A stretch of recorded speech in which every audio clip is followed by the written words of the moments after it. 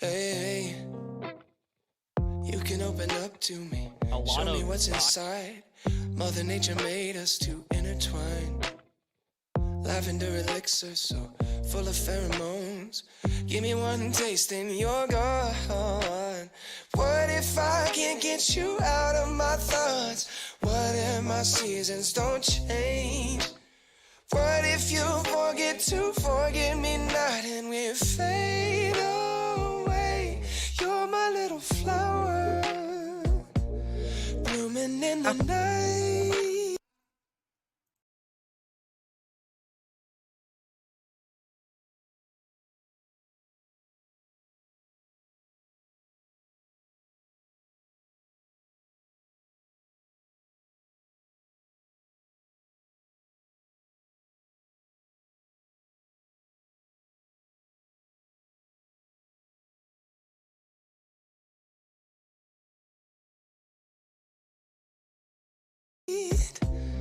Only for an hour, the northern lights, my Casablanca sweetheart, nectar so divine.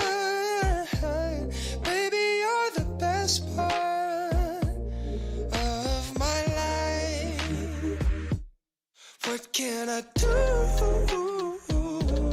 What can I say to convince you to stay? All I see are tulips and I'm a hummingbird. Heavenly ambrosia in every curve.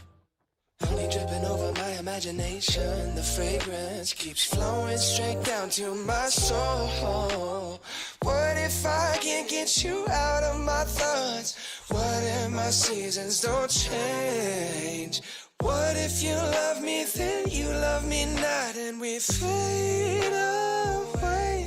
You're my little flower, blooming in the night, only for an hour. The northern lights, my Casablanca sweetheart, nectar so divine. Baby, you're the best part of my life. What can I do?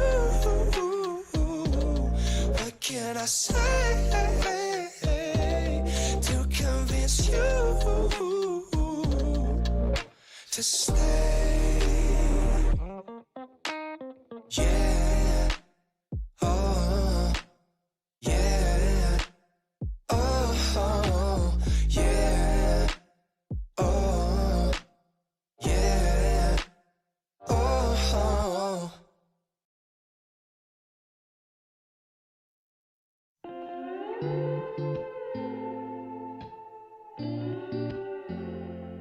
I live a lifetime every moment. Hello mọi người. Holding you Yo guys. close. Lay your head down on my shoulder. Honey, I won't ever let go. Because you pulled me like a magnet. Đây mình chỉnh lại cái cam nhá. Right where I belong. I'm gonna love you the same for the rest of my days and on and on and on. Hello anh em nhá. As we keep dancing, we'll stay young at heart. And join what are we right now? November, so I think Đây để mình chỉnh cái đã mọi người nhá. Give me deja After vu. this special nature, so definitely there is that time for them to kind of reset. Chờ tôi một xíu, giải chưa bắt đầu đâu mọi người ơi. Trying our best, and to be honest, I feel like this tournament this When I'm looking at you as I go from California to Timbuktu, if back they to have dancing in the living room. If I got you, baby, every day's a honeymoon. Giải chưa bắt đầu đâu anh em nhá. Chuẩn bị thôi, gọi là chuẩn bị thôi. Các bạn mới vào cho mình xin một like nhé mọi người ơi. Cảm ơn mọi người rất là nhiều. I wanna spend some time in Paris, serenade you on the beach. Đâu trận có Oasis sẽ bắn trước các bạn nhá. But we're never gonna leave. Đây cho các bạn link bài hát này. Nobody knows you like I know you. Nobody loves you like I do. And if I'm never a star, but I got my guitar, I'll be singing songs to you. 'Cause as long as we keep dancing, we'll stay young at heart. And every time I hold you in my arms, you give me deja vu. Like I've been waiting my whole life to find that you. 'Cause when I'm looking at your eyes, I go from California to Timbuktu, back to dancing in the living room. If I got you, baby, every day's a honeymoon. Oh, it's a honeymoon.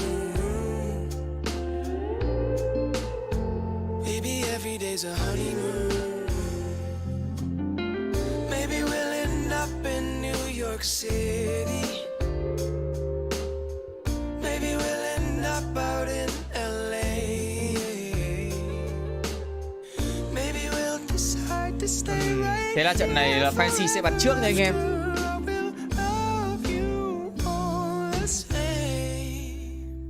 Give me deja vu. Like I've been waiting my whole life to find that. Trời ơi, bắn trận sau rồi đi đẩy lùi trận sau rồi à? What? Khoan đã. Trời ơi, bị đẩy ở trận sau rồi à? Trời ơi, chán nhở. Trận sau thì lại mình sợ mình lại không xem được hết. Anh coi công anh cũng được. Nhưng mà tôi lại sợ trận sau tôi lại không xem được hết, thì tôi tôi đổi tiêu đề nhá.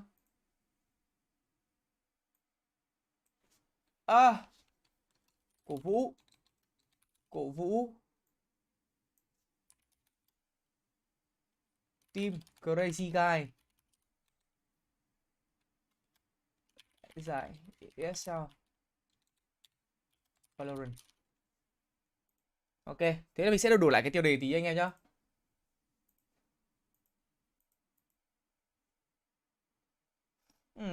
Thế là Trying Our Best với cả Boom Esports sẽ bắn trước đúng không anh em? Ok.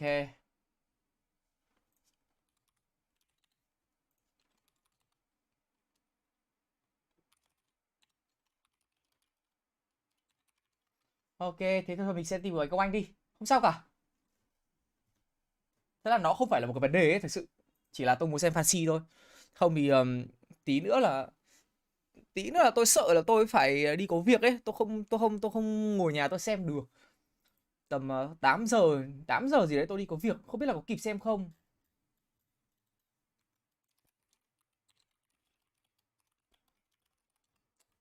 Kịp không ta? Có kịp xem được một map nào của fancy không ta?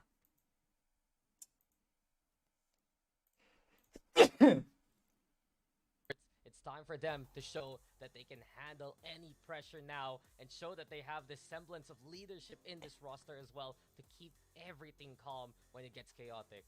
True, but I mean, there was, at least if we're putting out examples here, there is that chaotic team that was actually able to beat Boom, and and that's the reason why they're here in the lower bracket. Fancy United Esports is a team that I think is ok, thế là trận của Trying Our Best với cả Boom Esports sẽ bắn trước nha anh em. Yes, I can. Maybe it's the switch up that we've been seeing for this Fancy United roster.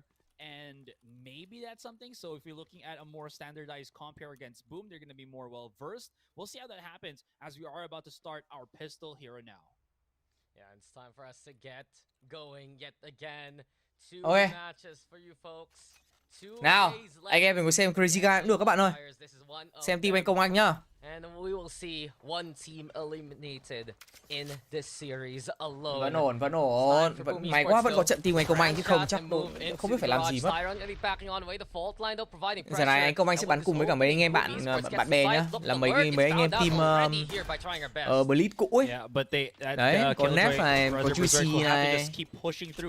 Không ổn rồi, ta được bị bắt rồi, xong bọn Boom sẽ để thẳng về City. Juicy nằm, Nef cũng nằm.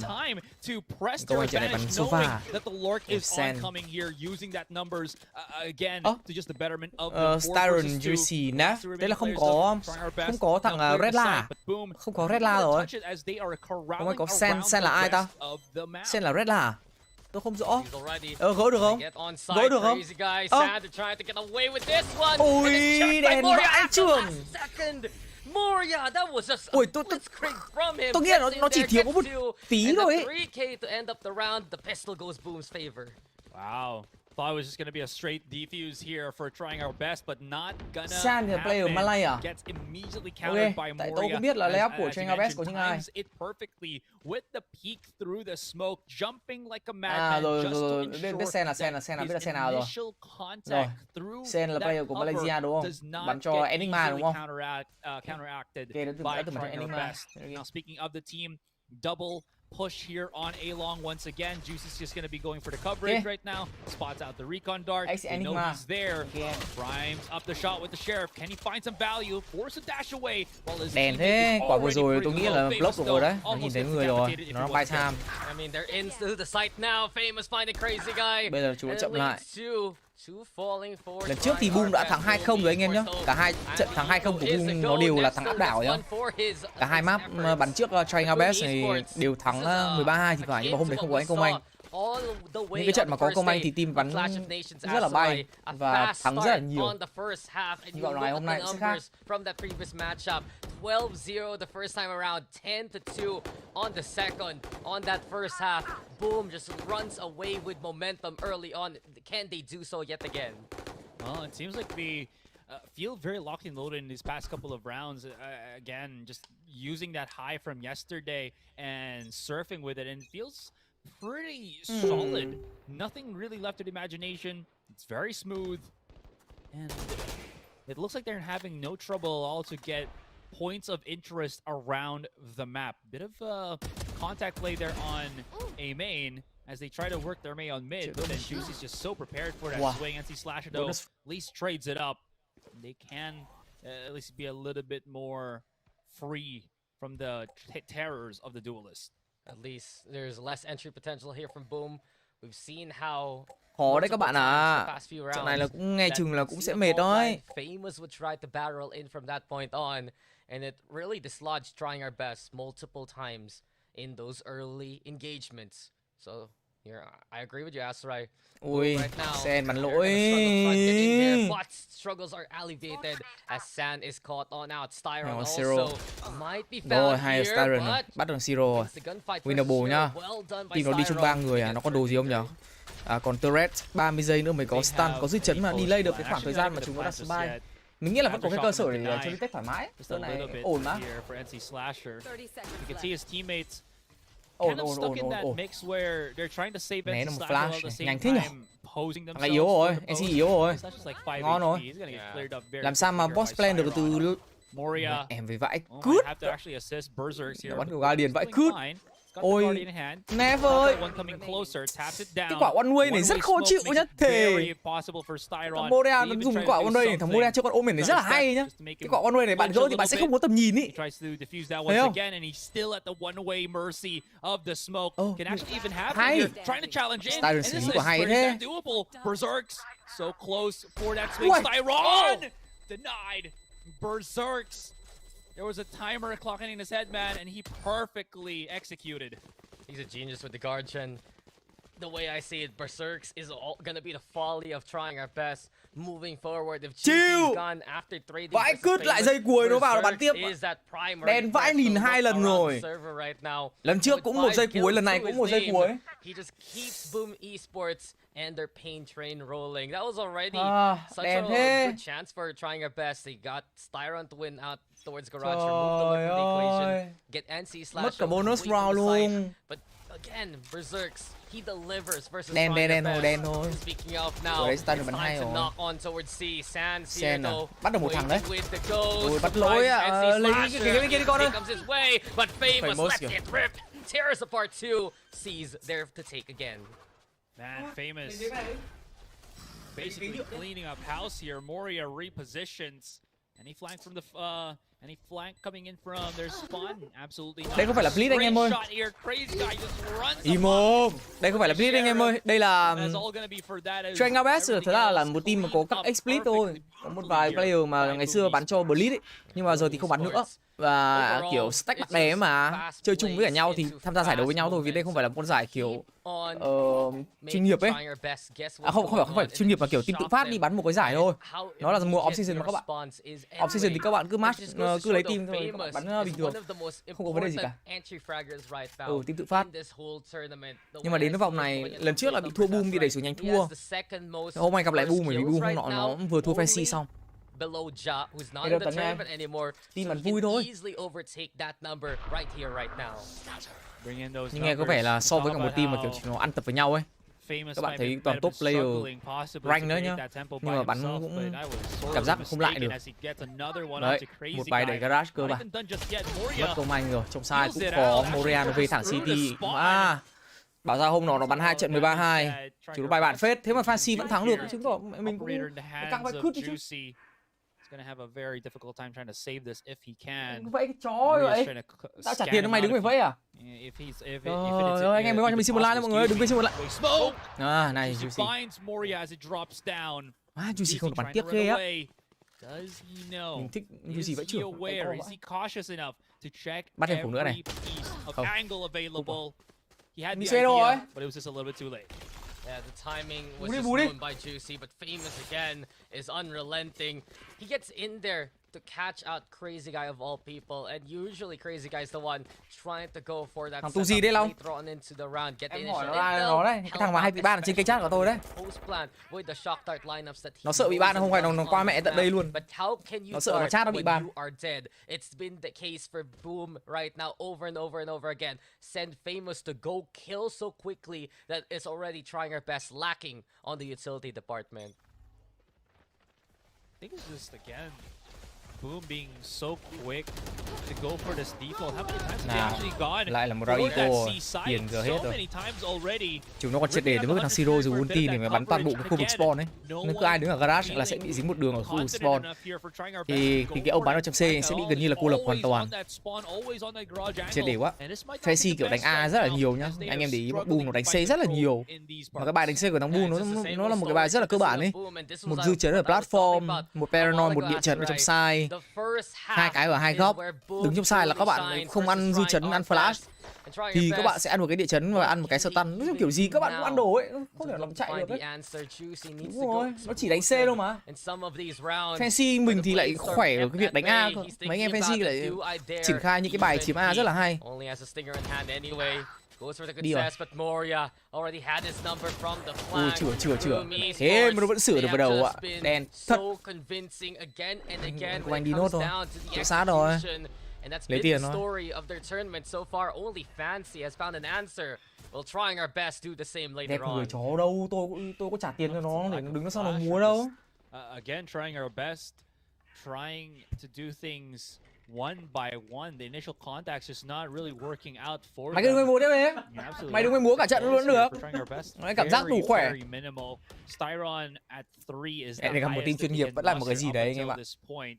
Mình có Juicy này, có Nef này, có Crazy Guy này, có cả Styron này. All these round Ông Sen này losses, thì mình chưa rõ. they built themselves Nhưng mà up a cũng là good ace của Enigma, ult nghĩa là economy, cũng là một pro as rồi. well as, of course, that Thế mà bắn lost với bonus cả gonna mấy ông Boom Esports using cũng these, đang hơi vất vả. these numbers. The flash is gonna Né được một at least flash make này, Juicy hai go này, look the first pick other thành công này. direction.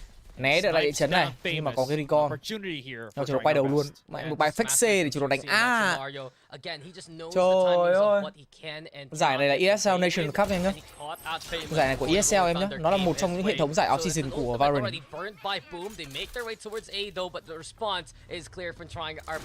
Lockdown is a go. Spikes and gets planted.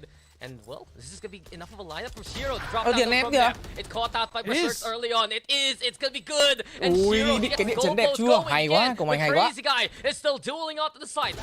Hay. 3v2 though. NC Slasher is found. Everything left to Berserk. But what a tap through the smoke. Crazy Guy. This man Vai just lùng, knows. công anh bắn quả vai cứt ạ. Finally, trying our best. We'll get around Ui, now. công anh làm quả xuyên khói cuối, 3 mồm xuyên khói cuối vẫn một viên một mồm. Is just what Vãi Kali. excuse me, trying our best needed being able to shut Em down phải chuẩn Famous, bị cho who mình has một been tâm getting hồn thật đẹp đây such là. quick control on the back of the C Ý. site has been a bane here. Đấy, A thorn for thấy trying công anh our phải bắn rồi best đấy. in terms of just defending the site and overall retaking it, as he's just been holding that back site in such a great fashion. Để ghế đéo ngồi, So having cứ an đứng. operator from Juicy Mày đứng như shut ngồi it ấy. down, step in the Đấy, để right ghế ra ngoài. direction, and then you have that Bỏ cái glorious hộp này ra. retake here from trying our best, even though there was that shock dart planet that we saw Chờ đợi xíu tôi from chỉnh sang cái loa ngoài đã. Shiro here. Solid performance right now. We're trying our best. The numbers still Low with that 1 to 6. Yeah, and guys, just a quick little announcement, PSA kind of thing. Remember, we're doing lower bracket first, then the upper bracket later on between Fancy and Oasis. Stay tuned for that one. Famous though, now even gonna get hit through the Ê, nhưng mà nếu như tôi để wall. loa ngoài như này thì mọi người có bị vọng cái tiếng vào mic không? Times in this game, Famous shut down before Boom can't get the execution that they would like, and this throws such a big wrench into the plans of Boom Esports. They're trying to see if some of the lurks can actually get value. There's a smoke also towards lobby. Không, đây là tôi đang tắt mic. Try Đây bây giờ tôi mở mic này, mấy ông xem có bị vọng tiếng không? provide some cover, but beyond that, trying our best. This is a good handle on the defense so far.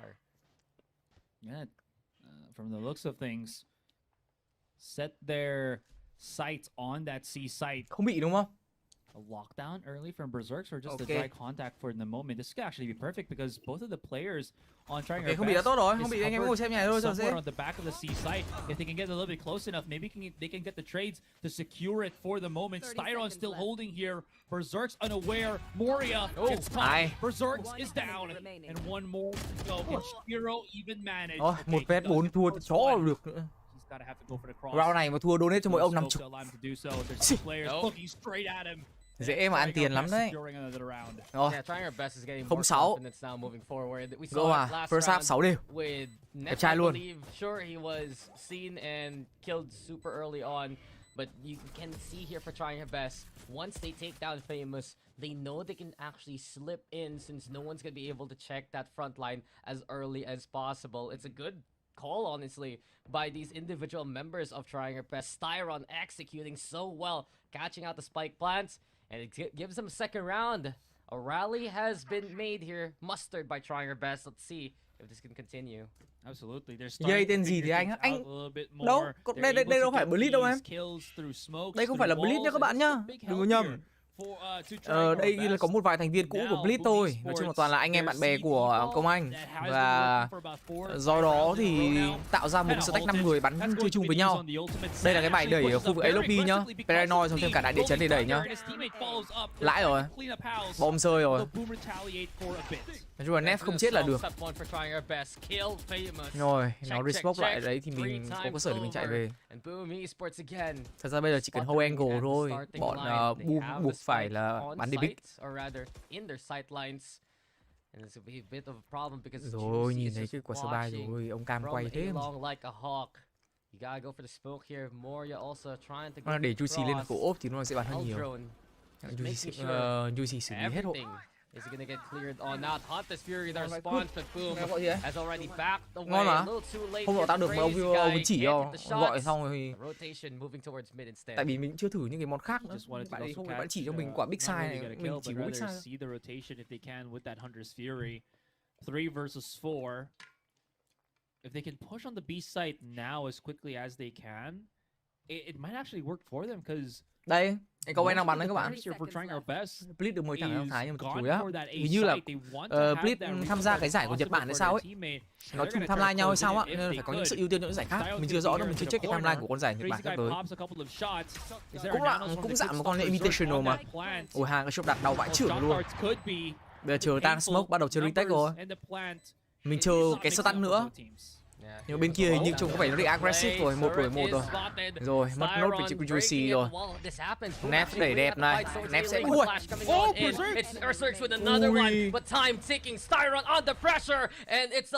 Ê, gặp đúng cái thằng Omen nó còn TB thì khó mà đoán được lắm. Styron bây giờ không đoán nổi.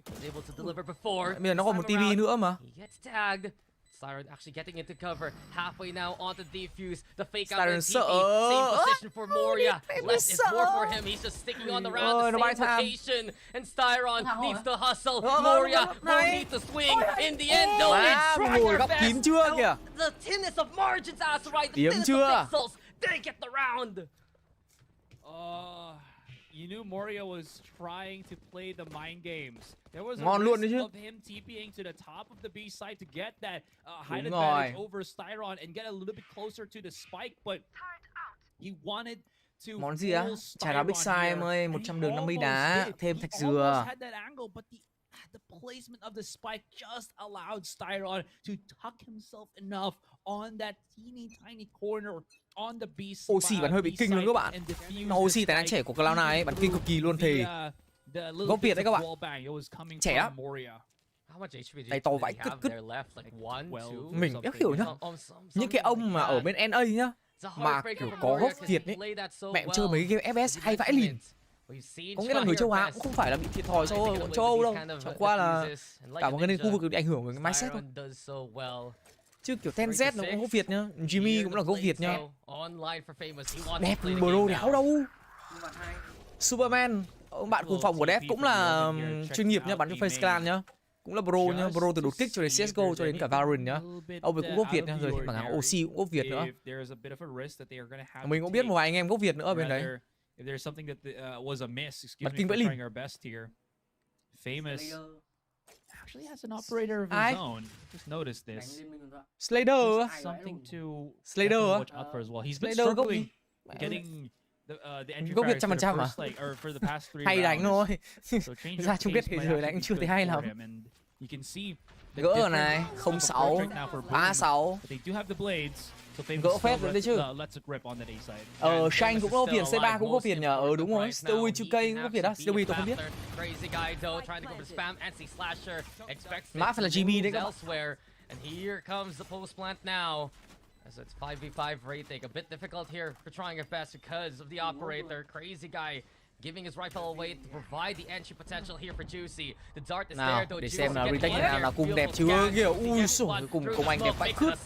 Juicy saw clear duty. Nó mà còn đạn nó làm nốt đấy. But not blades. Nào, He's still 3 đánh 1. fighting. He's still thriving. And this Nó berserk đừng về 1-1. shuts him down. But still Công anh không V1 chết. berserk Hai is rồi. crazy guy in the duel. Crazy guy, he wins Đấy, it. And 06 Styron can just tôi bảo take rồi it. mà. Trying 06 our về best. 66. That's 4 in a row for them. My goodness. 06 về 66. Juicy again on that warpath with Yeah. the retake. Okay, I thought it was gonna be a Storm đâu phải Việt đâu nhỉ? a miss defuse there, but no. Storm đâu had phải là time. gốc They had Việt time đâu to be anh able em. to make it happen. We'll see though. Đi đến lúc Yeah, hỏi Boom ra started nhiều to gốc Việt vãi get cứt, into thằng trouble Steel here. đâu phải là Four gốc straight Việt đâu. rounds, we're trying our best, and the wins definitely had changed in favor Ờ, of cái trying ông our mới best vô split here. ý, là một Big là problems right now for Egoist, them. They really can't hai là find Dây. that rhythm to just get the pick that they would want. We saw how again they're getting these sites, they're getting it, but they're just not mẹ able giờ to ông find mấy the ông ấy picks cứ to thấy ai really bro là gốc Việt hết. solidify it. Famous tried to go Mai Ronaldo aggressively, cũng gốc Việt and then đấy. he gets shut down. He tries to push through graffiti, he still gets shut down, and then Juicy activates triple kill on default. Just again, this is the pieces, Chính ra là this is the plays that trying Leo our Messi best cũng là needs có to chút start gốc gác Việt đấy. building back up that Họ hàng lead. xa là And Leo you Bát can mà. see the difference that Crazy Guy makes in this roster right now. It's not so much who he's replacing. We've seen the rotations come in Tham ao kìa. from trying Múa our đây, best múa đây một phút tham ao, múa nốt multiple đi. times in multiple series in this Mua tournament. vui cho khán But giả. just the quickness of reactions, Yeah. the speed in making those kind of calls alongside his teammates. Again, the history with Juicy and Neff especially. Đúng rồi, team này But team tự that tạo nha em trade ơi. up to give the rifle so quickly, Juicy getting in there, the dart was distrusted as much as possible as right. If that dart Anh em didn't vào cho mình get xin một like nha mọi người nhá. connection, it wouldn't be Juicy 500 getting triệu 3 view of mà được those có skills, 81 probably like. one, make it Ỏng 2 rồi. if he finds the quick reactions. But it just goes to show, Ui, đeo trying kính our vô á. best, this Lấy is tao what cái they kính. look like when they're more maximized. And right now, they're rallying back versus Boom. Thought it was going to be a mid push here for Boom, but no, it's going to be trying our best. Look at how close Anh Neff sắm is sắp xỉ already. à? This could actually be pretty bad for them. Actually, Nãy anh đi được, anh thấy nó bị buộc gốc cây, Yes, he anh did. thả nó về đây. but no one's going to be peeking it from Boom here. Aware that it could get a little bit tricky. And that's pretty early to use the drone in that way. So that's an alarm bot and a Boom drone giờ basically cũng rén for rồi, a gọi bit tham of ao là cũng gọi là steps rén on mid. rồi. So that step counter looking mighty fine for Cast trying đi anh our á, best. vẫn như mọi khi As thôi. Boom Cái kinda 300 slowly like thì mình figures cast, out còn that không they thì push back cứ là 10.000 là 1 GOP. phút.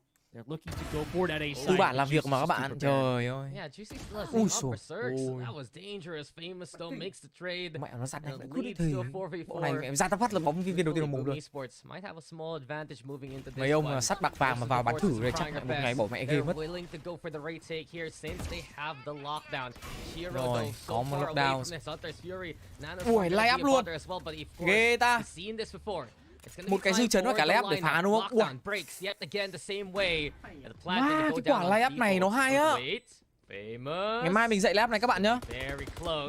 Bỏ người. Just lying in wait Khôn for the discipline to get first, second, chưa? third, and that's Má, nó four for khôn the chưa round. kìa. Famous shines when he is still fighting, and Boom Esports gets one Trời back. ơi. Last round in the I Ôi, half. wonder if that chưa? was if that was a conscious decision for Boom here to have Berserks try to go Đấy, các for bạn the thấy cross while Famous was just holding Nó có cả lay up để mà chúng nó phá cái ấy. sandbags there. Cái cầm chân mà các bạn để his lệch initial một chút contact really thì has nó dipped sẽ không down bị for his phá past đâu. couple Còn cái of cầm rounds, chân mà so các bạn để refrag sát vào for góc him đấy thì nó is sẽ có better những cái off, lay and up mà he để did nó catch phá. off Juicy, which is Thấy chưa? which has been Lỗi là người đi đầu rồi. his, Stadion đi đầu cũng không check.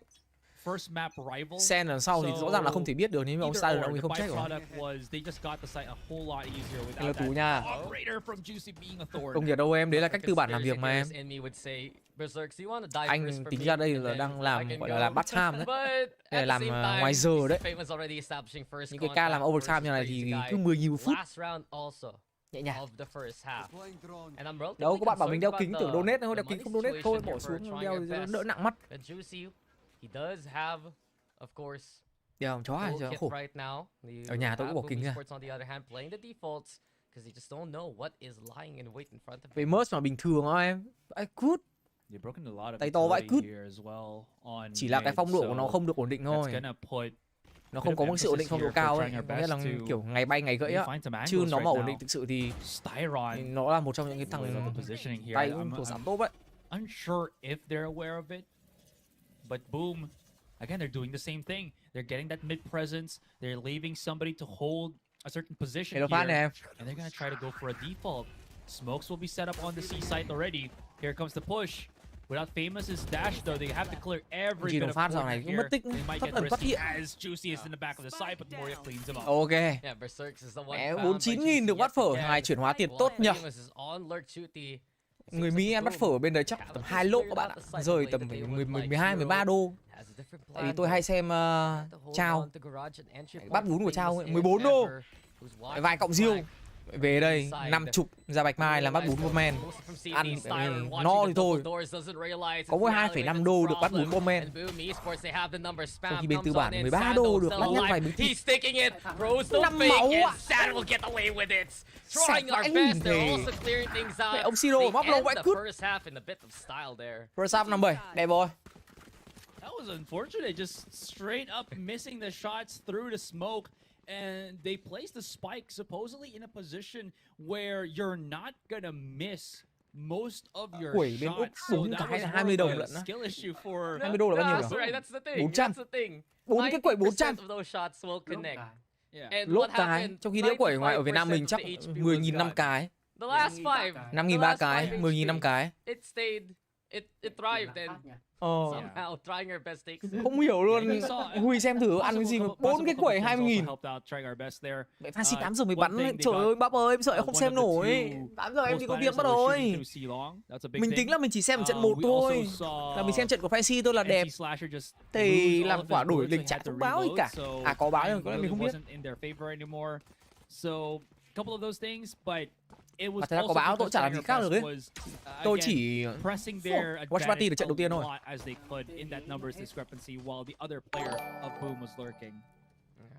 Tí anh làm mày coi đi. Tí anh cho mày bản quyền mày vào mày coi nhá. Đấy, ông kia quẩy nào 4 cái 20 đồng gặp nhầm dân chơi bên Úc rồi. Nhá, gặp nhầm hero của Fancy rồi. Cũng là dân chơi bên Úc. Bịp tiếp đi. Cho những Úc nói chuyện với nhau. Thích tí tôi gọi Ma Vương vào tôi hỏi thử xem tại sao quẩy bên đấy nó đắt như thế.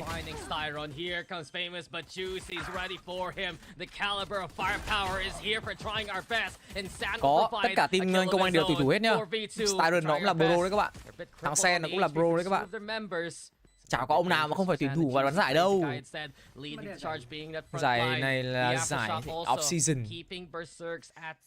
Off-season là không nằm trong hệ thống mùa giải chính thức, nhưng cũng là giải gọi là lớn. ESL thì làm cả CSGO. Nó 7 đều nha anh em ơi. 7 đều.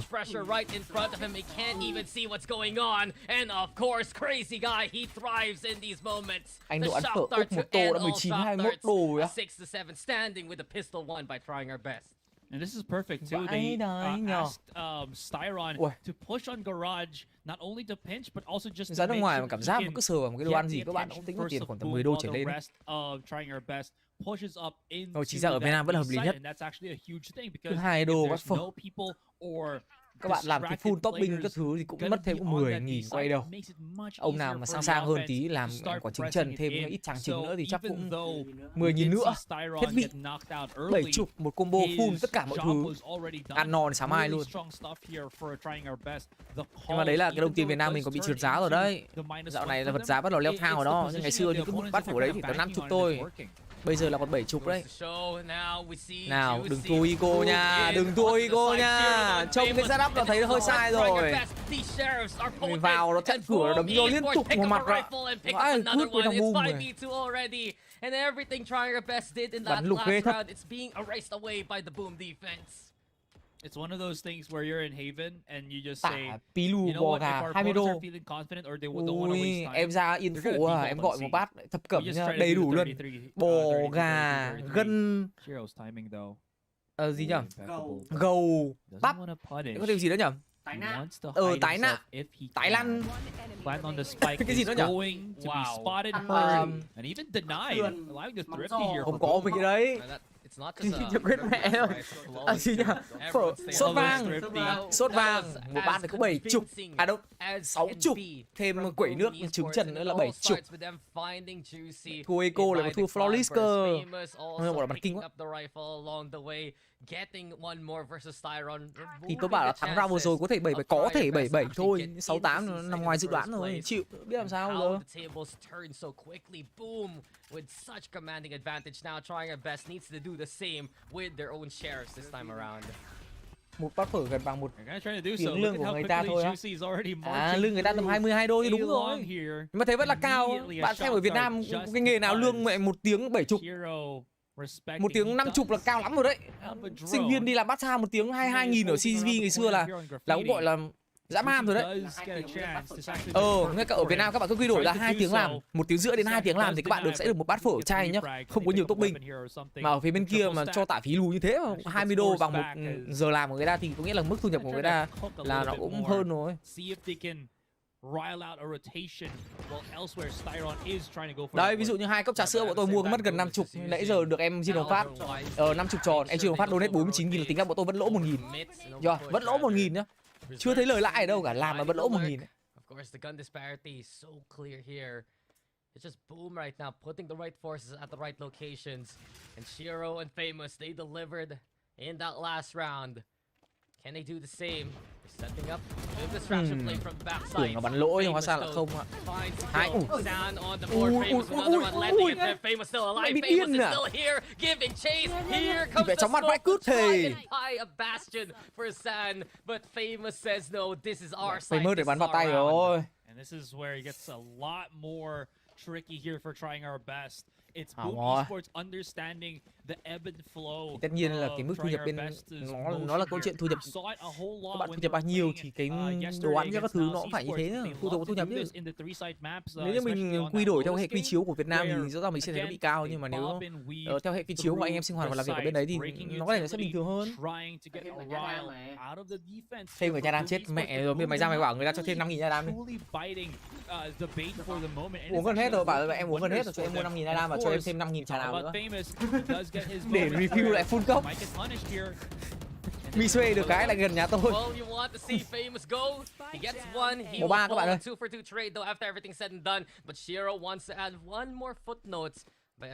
Hơi khó. Trying our best nhá, nhưng mà lại lấy logo của bọn Laser. Wisely now, looking for Ui, himself. đang Aljo, record. though, with a swing Anh from đang roll. Shiro, fearless. May là anh công anh có đổi kịp. His life a trade. But a 2v2. Rồi, bây giờ gọi Siren về rồi. Trying our Stack best hai thinking. người, 2 vs 2. Go for this A side Bữa rớt nó đang định bắt bài. Moving into short. Tôi nghĩ là sẽ kê lại thôi. Cái tầm này thì Also Moria Train moving in, RBS so kê already khoảng good tầm read đôi so mươi far giây. by Boom Esports. So Xong rồi tí nữa bắt đầu mới định có động thái đẩy vào. Kê là đẹp rồi. Bên kia nó vội nó phải đẩy mà. Đấy, bên kia nó vội nó phải đẩy mà. Nó đang muốn lấy thông tin bởi vì 3 bông sai nó không biết phải xử lý như nào. Nhưng quả này đừng để thằng Moria ăn một nha. Ôi súng này thì sợ chó rồi. Mẹ tưởng khẩu gì như khẩu Spectre sợ chó rồi các bạn. Spectre? It Yeah, is. Spectre from long range. Nếu như mà có thằng Sa nào ở top 1 Radiant thì chính là nó đây em ạ. Sen của Enigma. Bonus for Boom. Counteracted by trying our best here. It was a big battle on A main, but it still did come up in the end. 25 đô bên kia bằng 25 HK What bên if mình. Berserks just did hang on back a little bit more, right? Người tôi thích cuộc sống ở Úc lắm. Esports, that was Tôi nghe a little too kể eager lại cuộc sống bên compared Úc nó to their previous outings mọi người in kiểu this dậy half, sớm xong and rồi they chiều tối realized kết that thúc quickly. một They ngày kết say, thúc từ sớm ấy. play the operator and play at a distance. Mình What không phù has hợp như thế. worked. So stun comes on out. The dart is quickly broken, so they don't know Famous is here, but the tag on Juicy, Hợp it's lý đấy Hugo ạ. non-lethal. Em nghĩ cái hệ Stays chiều đấy nó hợp lý alive. hơn. Now they know the ops they're stationed towards A. Sen này của Instead, Malay. all the pressure À. moving into garage. Thế Berserk cái Sen has trên to kia back là with this one bên after Hàn the à? drone. Tôi biết đâu. Alarm bot's broken. Tôi không xem Boom. tôi lúc ấy tôi còn hỏi các bạn Sen là ông nào mà. Someone activates the blades Còn here. ông Sen Hàn Quốc thì tôi Actually chịu. was famous on A. Yeah, Đã he có mấy con wants giải to mà DRX hold cũng it năm by bắn đấy. himself so his Cái teammates giải can Red Bull ấy. create that tempo around the map. They know the garage has already been exposed, so they can triple stack it for now. Smoke is going to be quite important. They try to stun and actually catch Công anh thường là sẽ ưu tiên no khẩu Bendel flashes, hơn. but they overwhelm, which works. Một phần là ở cái con Here Sova này is cũng the là kiểu pressure dạng on là Tiger Best, who needs to push hỗ in. trợ á. Oh, but Berserk is ready for this Rồi, one. Juicy Juicy already đi rồi caught đây on rồi, the công edge. anh bắn Crazy đỡ guy được though rồi. finding NC Slasher. Third Hay hit rồi. doesn't connect onto Nhưng mà Shiro. vẫn chưa vào được So sai, this không sao. means Ui, Boom thì lại Esports về they gặp con mẹ stole thằng for cầm enough dao time á. and into Rồi the xong loving arms rồi. of Famous. Here you go, have a blade. Why don't you also Nó bắn get nó đắt one đi luôn này, ngầu third? lắm mày. San, Đấy, does he dare nhưng mà pick mỗi đội this? bắn vào người Cash thôi. out for Famous. Ops ready. Loaded now with a bullet with Zan's name on it. And this is such a problem for trying our best. They're caught yet again. The spike, it's been spotted Đây by là team mix Shiro's các bạn drone. ơi. Here comes Famous. Tôi bảo And tôi trả lời one nhiều more lắm rồi. time, Team one anh công more anh, go. team này là team mix với cả anh em bạn bè nhá. Bao gồm cả một vài thành viên của team Bleed cũ. Team mix nhá, cho anh em hỏi nhá, không phải là team Bleed nhá. Scramble from Boom. It's 1v3, the pressure's on. And that's why it's gonna get even worse because the recon dart, it's gonna know Sans moving into hell. Moria getting into cover out to the corner. Crossfire set, and here comes Boom. It's 3 for Berserks. 70. 3 rounds also the gap. They might need to 70 run anh back em to nhá. Famous's body to pick up that operator. They gave a chance here, but they're gonna pick up the operator. So here's the thing. I still Tôi like cũng that, tưởng though, là trận 1 là because trận của Boom Fancy has so cơ, much tại vì tôi money, tính they're là tôi gonna sẽ be xem trận saving của this Fancy operator, cơ. which, again, saved them a lot more. Tại vì tầm the 8 economy. giờ là tôi có They việc, tôi không xem được forced rồi. out, Lại không được, đen thế. from the shadows. Em đã rescan 10.000 đồng. Hết lo cho anh. Thank you Tân nha em. Thank you An cho em. Ngon. Lãi mẹ 9.000 rồi. Lo mua thêm trà đi. To be able to create some lurk points, and of course the one big part where you just don't want to give, don't want to allow your opponents to get any reserved abilities, big ultimates as resource is, I think, a win Nhưng mà here sang for nào Boom Esports. đang lên 60 trẻ con nó xem. From the shadows. Yeah. Usually once the Omen has it, they just keep it until they realize, chỗ oh, trẻ the con spike's đang really xem. far away. Omen, can you go pick Ui, it quả up? phối hợp But kìa. Famous Một picking stun. up a kill so early on. May vẫn Crazy đuổi được guy mạng. and the rest all Ổn rồi, trying ổn our rồi. best. Setting up a firing squad. Anh đổi tên rồi, anh đổi tên thành Team Flash rồi. Once they catch out Famous, Lâu anh mới they đổi tên still lại. have Juicy to actually get in Yeah. there in the first place. It's a chance for trying Ồ. our best to provide impact onto the site. Nó cứ re-smoke cái Quick garage little, liên tục mà. Không counter cho mình fight vào. there. Might actually work in the favor of trying our best, because you're absolutely right. They still have Juicy Có con over giải Red Bull Famous bắn đấy, here. mình thấy ở bắn. Has been knocked out earlier this round. Triple stack on B.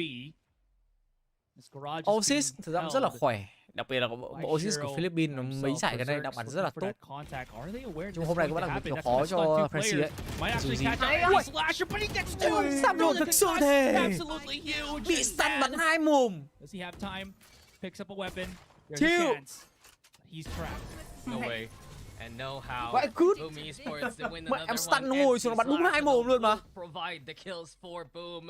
And Cuối we've cùng là seen phối it hợp nhau chả multiple thèm mẹ times gì when cả. you move into Gặp a đúng cái thằng site rùa. and then NC slashes around, he can just find the right location and the right timing to surprise you. He's been more on assist duty right now. Mẹ, gặp đúng cái thằng liều ạ, nó ngồi ở giữa cái sơ tăng nó bắn cho hai mồm luôn Look mà. at the Nó numbers không né được các bạn. Famous has on the board. À, vậy cút. 23 Chịu rồi. kills here at Azurai.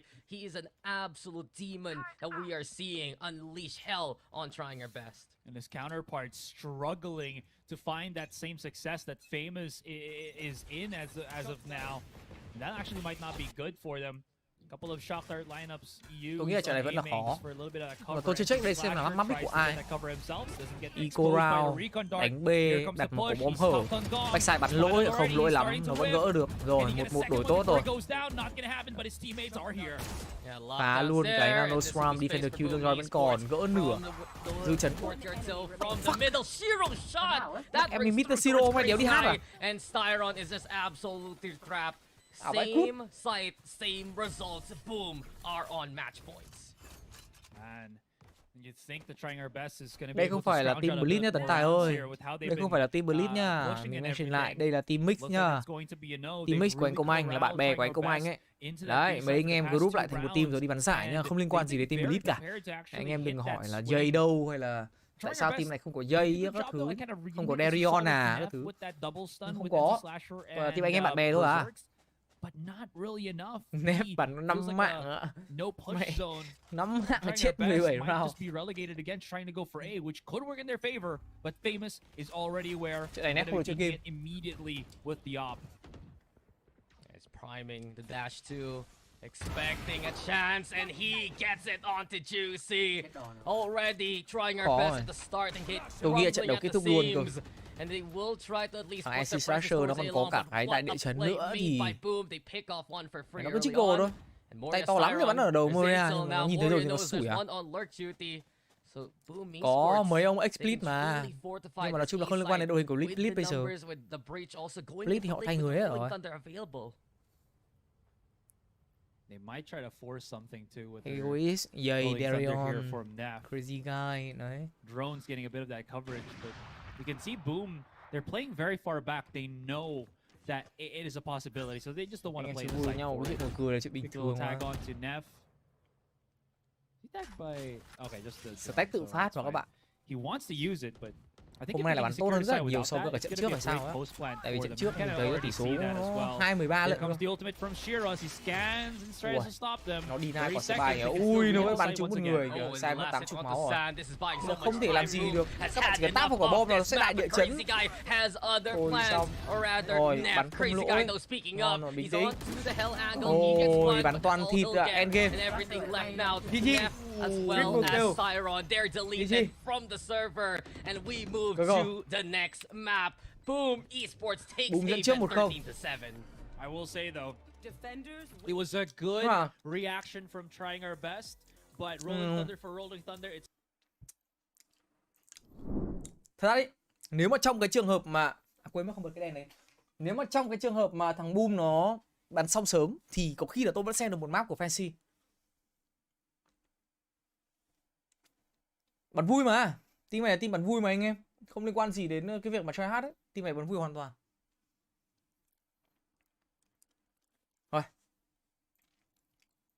Rồi. Đến lúc mua vui cho khán giả rồi. Hello em Tài Con nhá. Em gì? Anh em mình đoán rank đây. Để thể hiện khả năng đoán rank của mình nào. Rank Valorant nhá.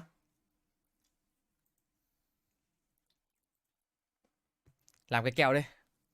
50. Thằng nào đoán cân hơn thằng này thắng. Liên minh thì chơi. Thì tí nữa chơi Valorant thì chơi liên minh. Okay, chơi cả hai nhá, 50. Chơi. VB8 á không, bọn anh chơi hẳn cái này luôn cho nó căng thẳng. Spike planted.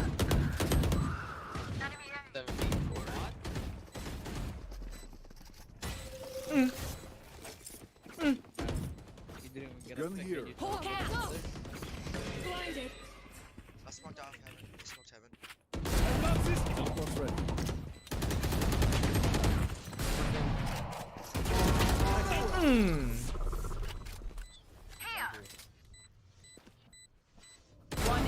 remaining. Cường. Hả? Kim cương 3. Last player standing. No one else could do this. Chốt chưa? Kim cương 3. Clutch. Thật ra nhá, ở trong một cái lobby mà team bạn cũng biết tường 2 phần, vị trí setup bắn thì cũng không phải là vị trí xấu, chỉ là cái tình huống pick kia thì tạo thành cái layup là bị đen thôi. Chamber vẩy ô cũng ghê, đặt TB xử lý phản xạ cũng nhanh. Tôi nghĩ đây là bước tập Ascendant với cả Immortal. Tôi nghĩ là Immortal được, giao tiếp team có, môi trường xung quanh cũng kiểu khá là hợp lý ấy. Tôi nghĩ là tầm Immortal hoặc là Ascendant thì tôi sẽ giảm xuống một nấc đi. Lại, ông này còn có cả Valorant Tracker nhá. Tôi nghĩ Ascendant. Ascendant chứ còn cái đéo gì nữa. Tao đúng nhá, Mày đúng đéo đâu, mày là Diamond. Diamond. Con gì? Diamond là cách 2 bậc nó có được sao nào đâu. Nhưng mà vẫn gần hơn mày còn gì. Không. Phải anh bìu à? Vàng cái cướp khác gì nhau à? Ui. Không, người ta chỉ tính cho một bậc thôi. Vàng cái cướp gì. Mọi người ơi, khán giả ơi cứu. Vàng theo vàng. Mẹ sao vàng bây giờ nó lạ thế nhở? Chỉ tính trong vòng một bậc thôi. Xem lại này, xem tình huống khác này. Planted. Này này, lại chạy. Ui. Ui. Remaining. What the fuck? Someone's in. I don't know what it's called. Cho mày đi trước. Immortal. Kim cương thôi các bạn ạ. Đéo có thể nào mà Immortal được. Immortal. Các bạn nên nhớ đây là highlight, hiểu không? Highlight thì nó có thể mình trông nó rất là ảo. Không cho tôi gì, anh Giang gần hơn rồi. Không, đừng như thế. Kim cương. Hòa nhá. Nó ở giữa. Mẹ Anh đoán cái kia rồi. không thể Immortal được. Highlight thôi các bạn ạ. Thế là vẫn 1-0 đúng không?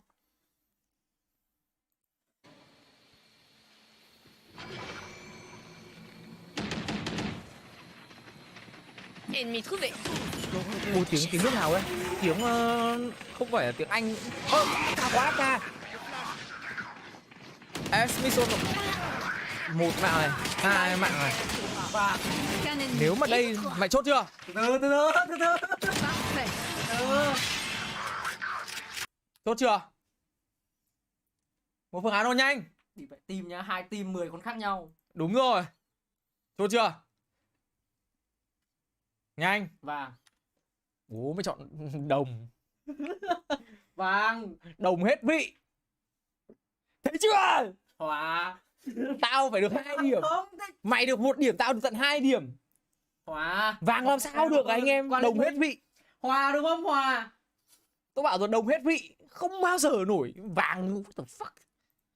Đỏ ấy nhỉ. AFK thì làm gì có chuyện. Riêng Liên Minh lại đúng nghề luôn. Thế thôi á? Trồn à? Sao không phải con nữa? À phải còn nữa. Asian Akali nhưng lại chơi Irelia. Rồi. Ui, ăn con thread thì có gì múa. Ui, để nó kéo trúng. Lính đánh xa. Thread làm gì? Vàng. Tôi đều đánh giá Ire đánh hay. Bạc. Tôi đánh giá thằng thread đánh ngu cơ. Thread ngu thật. Nhảy lên, bắn tay. Chạy đi không bắn. Bạc.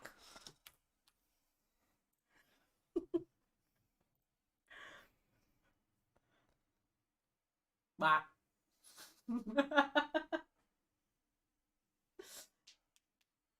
Tôi đéo hiểu nó rank gì luôn ấy. Thằng Iren này nó đồ nhiều quá. Thật ra thì 6 lúc nãy chưa có 2 mạng nó cũng có dạng fit mà.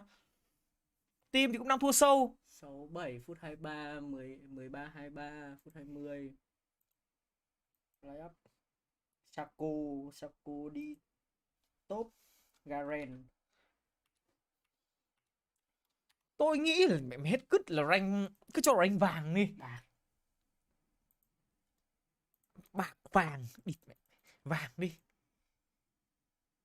Địt mày làm sao? Đỏ vai lột thề. Nó đâu ngu đến cái mức bạc đâu. Nó ngu đến mức bạc. Không. Nó đến mức đấy. 26% thằng ngu như mày thế này.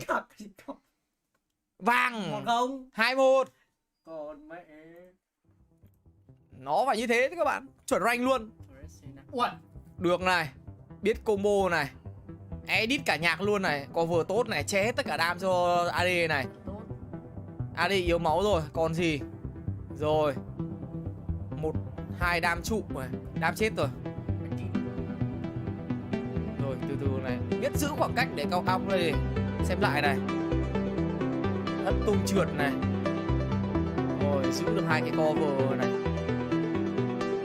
Có ý định là che đam ấy, nhưng chỉ tiếc là không làm được thôi. Né skill đỡ lại phết. Tôi nghĩ là với cả cái môi trường xung quanh như thế thì tôi có thể nâng cái mức rank này từ vàng trở lên được. Nhưng suy cho cùng thì tôi nghĩ đây là mức rank vàng. Vàng. Vẫn là vàng thôi anh em ạ, đéo khác ở đâu mà. Nhìn thế thôi. Wow. Thì đéo nó lên nó có thể lên được diamond nhỉ. Tầm đấy thôi. Băng trụ chán thế mà diamond kim cương băng trụ chán vậy cút. Thằng ra can đỏ cái quả À Việt Nam các bạn ơi. Hoàng ngó bú luôn. Mấy ông là cái tên nghe thường là mấy ông này tưởng là rank vàng thôi, đặt một cái tên như này. Con cá sấu nó phải ao đồ lắm thì nó mới đánh được như này nhá. Vẫn ở bạch kim. Cái này không phải highlight, cái này highlight gì? Cái này chẳng phải highlight, đây là ao đồ quá rồi. Khỏe thôi. Ông mẹ nhìn ông ấy con cá sấu ông level mẹ mình 13. 3 thằng này, một thằng 9, thằng 2 thằng 11. Thằng này còn Hoàng Ngô mẹ. Hoàng Ngô là 4 lù nữa thì bạch kim mắt. tôi nghĩ là cũng chỉ tầm vàng thôi. Không bạc cái chứ. Để xem thử skill dùng như nào nhá. Xem thử combo một thằng, ví dụ tôi xem thử cái combo của thằng Rakan. Rakan lại cầm bùa xanh bùa đỏ cơ. Ổn, đéo phải bạch kim được, đéo bạch kim được. Rakan lại cầm bùa xanh cầm bùa đỏ cơ. Vàng ôi vàng mắc. Ui, lao vào vớ va vẩn. tôi nghĩ là bạc thôi các bạn ạ. Bạc thôi, đồng ấy chứ. Bạc.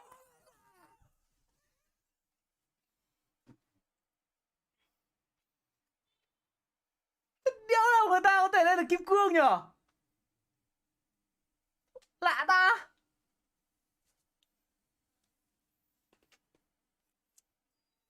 Ủa kim cương người ta chơi game rồi như này hả?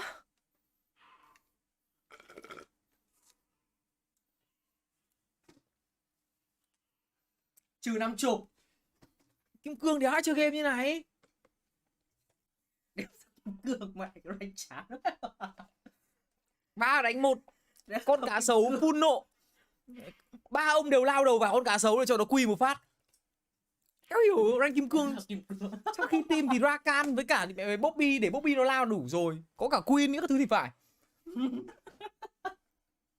3 đánh 1. Cá sấu có đầy đủ nộ nhá các thứ. Xem lại một hướng rank kim cương của Việt Nam thể hiện này các bạn.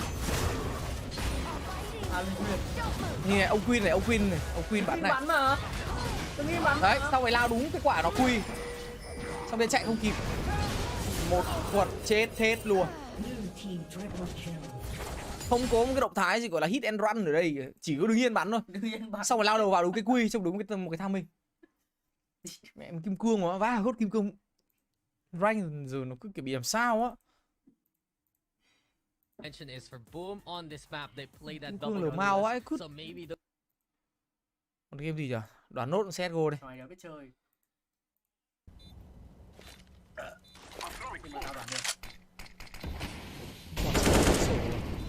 Đây là CSGO cũ các bạn. Đặt tâm tốt này. MG này. Có thể cho lên DMG được. Ui. Kim cương. Đấy là gì? Không Vàng mày không cần biết. Phòng vàng ấy chứ. Cái đéo là MG2 người ta, ME người ta lại bắn hay như thế rồi nhỉ? Nhỉ, ME sao lại bắn được hay như thế nhỉ? Clip mờ quá.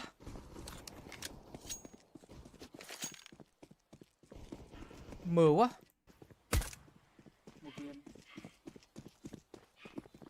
Đặt tâm rất là tốt nhá. Này rank cao nhất. Không. Both city.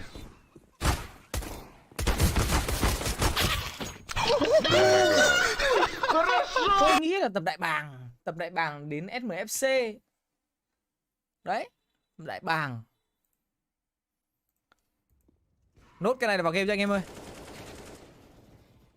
Mở quá. Sấy này. Ui, line up nhá, không có gì cả. Ông này là streamer à? Fake flash.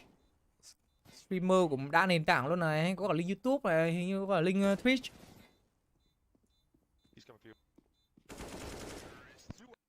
Tôi nghĩ là ông này đã là streamer thì làm đéo có chuyện người ta rank ở Nova đúng không? Ít nhất là phải DBG MFC, cho MFC đi là một sự tôn trọng.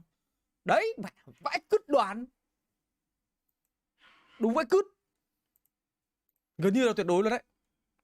Sports, there's masters Thôi, in this vào game rồi. right now. They hold off Chết mẹ hết Fire các bạn ơi. Best quickly. And everything's left to San, who was on mid lurk duty. Well, he's all Nova alone đâu mà now. Nova, mày ông mình tang tinh. Tôi đoán hơi bị chuẩn đấy. They don't have to worry about Moria if they don't push Moria. So that's Kinh nghiệm hết đấy, kinh nghiệm cả đấy. As they clean up, and you absolutely mentioned it, Zan's just gonna have to check out all of these angles little by little. It is possible that we might see the Astra versus Astra. Zan is just looking for a pick. He has a minute, so he can Bom try to rơi do mà ông Astra something rồi, ông with Sen the này time vẫn còn lạc ở provided. B I mean, main one mà. of those is just securing a bit of Vẫn the còn đang định đi móc B main mà. the side objectives on this map. I mean, I love to see that, honestly. In these kind of nothing else will happen rounds. Unless San goes absolutely nuclear, right? In a Kìa nó 1v5. family pick You ở cái main maximize à. your macro moving Nhặt into nhà nào kiếm tí getting ulti. stars or getting your orbs, trying to see 30 if seconds you can left. Tầm beat này out thì any chết các more bạn. utility just for it to be extra bit costly. Ông bạn này ông mình It's tích just lũy those thêm small cái điểm things off. that San can do. Ui. But the flash is there. Bị chim không? And he's actually gonna fight this low HP. He wins two. Hay And à. the Famous surprises him Bắn from quả the hay đó. back. It's Boom Esports who gets the pistol. Gỡ đấy. Some good value there for Zan, but Yeah. you're absolutely right. The initial contact for Boom, Logo của là laser perfect- thôi em ạ. Chứ tờ ra team thì là team mix. plays Trên này as thì well anh Vietcombank bắn as red bridge. here. Maybe they were just kind of imagining Đúng rồi, that Juicy bắn the whole raise, satchel Nef for bắn Sentinel, Juicy Sen bắn was gonna controller, come Star through bắn an A initiator. main. It feels a lot more conducive Đây là team mix em ơi. on that side, comparing it to B when you only have the pistols, I guess. But in any case, their 50-50 worked out, and we saw how quickly they were able to disperse the offense of trying our best here. Speaking of trying our best, is that a force buy? It is. That's a chance now. They want to make the entry Rồi. count. Round Just này vẫn prevent frostbite. Boom from having a similar momentum Quyết định force à? like the first map, like the Mạo hiểm first phết à. happening all the way in the first day. Firepower now in the hands of trying your best, who have taken ramps away from Boom Esports.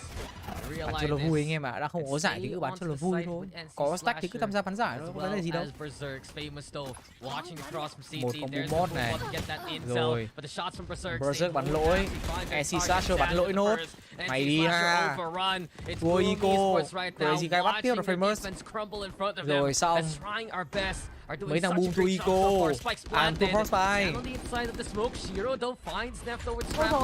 Thằng mình. Ui. Rarely do you see the mistiming from him, but it's already Đừng Boom theo mi. equalizing the odds. 2v2. Styron could be holding close Ui, though. thằng mình Moria hay quá. busy with the Lắc stars, nè. and because of it, Styron takes advantage. Ai The chase is giời on, and ơi, Styron mày provides. quá, cái thằng We Astra are nó tied đang up and trying our ở trong best Astra to form, steal nó that định round dùng đồ. away.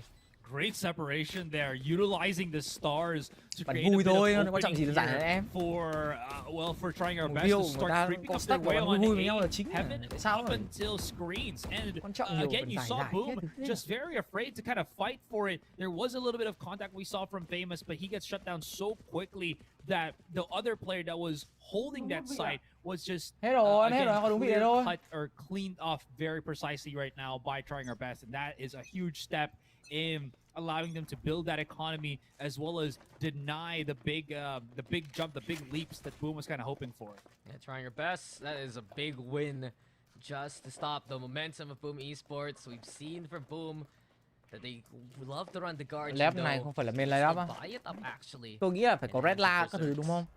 He's good for it last time around. Is it gonna happen yet again? It's trying bóc. his best at the start of the round. Playing it slow, just trying to assess if Boom's gonna aggress early on. We'll see if Hiện they tại thì can try to at least receive this là contact. giải We này thì have Vietcombank seen được Boom 10. get those Đó. thrifty, Đấy, that bạn ấy giải đáp thắc mắc cho mọi người kìa là tại sao Vietcombank bắn với cả một cái team mix. tôi chỉ biết là có team Vietcombank tôi xem thôi, bởi vì tôi định tính trận đầu tôi xem trận fancy, nhưng mà lịch là nó đổi. Thực ra là trận Vietcombank được đẩy lên thì tôi xem trận Vietcombank luôn. Còn tôi không biết là tại sao có lap này hay là lap này mục tiêu của họ là đi đến đâu hay làm những cái gì. Don't know. Excuse me, from Famous, as he corrals the rest Chẳng of the cả cái attacker cam. to go heaven. Yeah, but here comes trying our best, moving in. Chạy về B luôn, chạy về B luôn. Two vents, so the rotation is clear. They 30 want to seconds psych out left. Boom and move into B side here. Nhanh chưa? Moria and C Slasher though gonna be the points of contact early on. Juicy now getting to the ground. NC Slasher tucked away, but Rồi, xong Styron rồi. finds Moria to Xong rồi. start things off. Okay, NC Slasher, you're spotted too. And trying our best. Xong rồi. They're marking their targets. 4 down here for Boom. Everything's left to Shiro. What Suck. can he even do now? Nothing. The Cực kỳ Guardian clean shot. at the last 2-1. moment gives a kill to Neff, and trying our best, they get a second. That was such a great rotation from trying our best. They almost got caught with the nade combo Dây from là của Famous Blitz here mà anh in em. team, Đây đâu phải là team but Blitz đâu. somehow they managed to back away, Team run Blitz thì their có dây way chứ. as a Team này thì full không phải là five Blitz nhá. on the ramps. No one's gonna receive them there. They're not gonna be afraid anymore of the paint shells from Famous, and they could just use their numbers again to run rampant on ropes and rotate their way all to B. It didn't really all happen in a quick run for trying our best here. They actually slowed up little by little just to check out certain corners of their rotation, and them making sure that no one's going to be on the contact there was just perfect enough for them. Berserks though might actually be in trouble here, as they're going to be flashing him and positioning him to just dash into the smoke once again. He's going to have to try to get some value, which he does 1-for-1. In the panic, he finds a kill at the very least, but that's an auto rifle. Able Nó to vẫn xử lý pick được up tình huống anh here em ạ. by trying our best. Moving forward, the vẫn Seekers phải làm also thêm một. courtesy of Styron building it up pretty quickly into the game. Here's the aftershock too, and San is ready to go for the clear of his own. Không No sao. duelist, no Vào problem. sai là lãi San rồi. trying to say right now. You got Moria though. Flying Đẹp rồi. through the alley. Dangerous timing force to swing, and trying our Ra là best. chết They're rồi. prepared Sao for mà it. tốt đấy. Famous though still fighting on back. He's here now, working together with NC Slasher to try and go for the clear. A flash is available here for Boom if Trời, ever. làm quả flash. Styron ready to do the same for the point of contact. And Famous all alone Rồi, now. thắng Famous, he Nico. can't get it done. As San gets 4. And trying chính là our San đã best. ổn mà anh em. That's a third round for them. Dang, the punish play here for trying our best, and Boom Esports again wanting to play that Giải close Japan sắp contact, tới á, hình như là backfiring giải rather than getting cũng là dạng kiểu punished invitational ấy. extremely Cũng giống như là giải quickly khách mời by ấy. trying our best here. That's not gonna Anh be thấy có good mời for mấy Boom. team That's lớn trying lớn to mà. get that economy for them. On the flip side, Zan, huge stuff on his Hình như là 4 controller. team. Once again, this Có cả man has Detonation proven that Force thì he phải. has the chops to Blitz, actually Detonation switch Force up với the cả roles and be that hai team nữa. very good pivot player. Một team or Hàn flex Quốc player, thì còn lại mình excuse không me, rõ. for trying our best here. He's now hovered at 8 kills, has his wall, huge stuff if you're going to be on the attacking side wanting to use that Cosmic Divide. Yeah, the first day woes of San are just no longer there. He's ready to Nên là perform under this Nhật Bản nhỉ, pressure. quên mất Nhật Bản nhỉ. Có Boom Zeta DFM với Esports cả back on an equal Blitz, state. còn team còn lại là This Navi is à? the round loss rather. Nếu như nói về lớn nhất Trying chắc your chắn là best Navi rồi. overall, it's just been Nói chung là tất cả các team trong đấy đều lớn hơn Blitz về cái danh tiếng của họ và về cái vị trí của họ. Nhưng bây giờ thì ngang nhau. Tại vì mùa trước là Blitz không nằm ở trong hệ thống franchise. Trong khi thằng Zeta thì nó nằm ở trong mấy team lớn lâu đấy. Thằng DFM cũng thế, hai thằng nằm ở trong mùa 1. Navi cũng xịn xịn. Năm nay bắt đầu mới có Blitz vào trong hệ thống franchise. Setting it up. There's the flash and Không Dương everything. ơi, đây là team mix của anh Công Anh nhá. Và do đó thì sẽ không có dây cái gì cả, bởi vì đây không phải là team Blitz nhá. Đây là chỉ là team anh em bạn bè tham gia cho vui thôi em ạ. Bắt đầu vào sai, tiếp cận gần. Không ổn rồi. Hình như là còn chưa check được cái thằng bên trái cơ.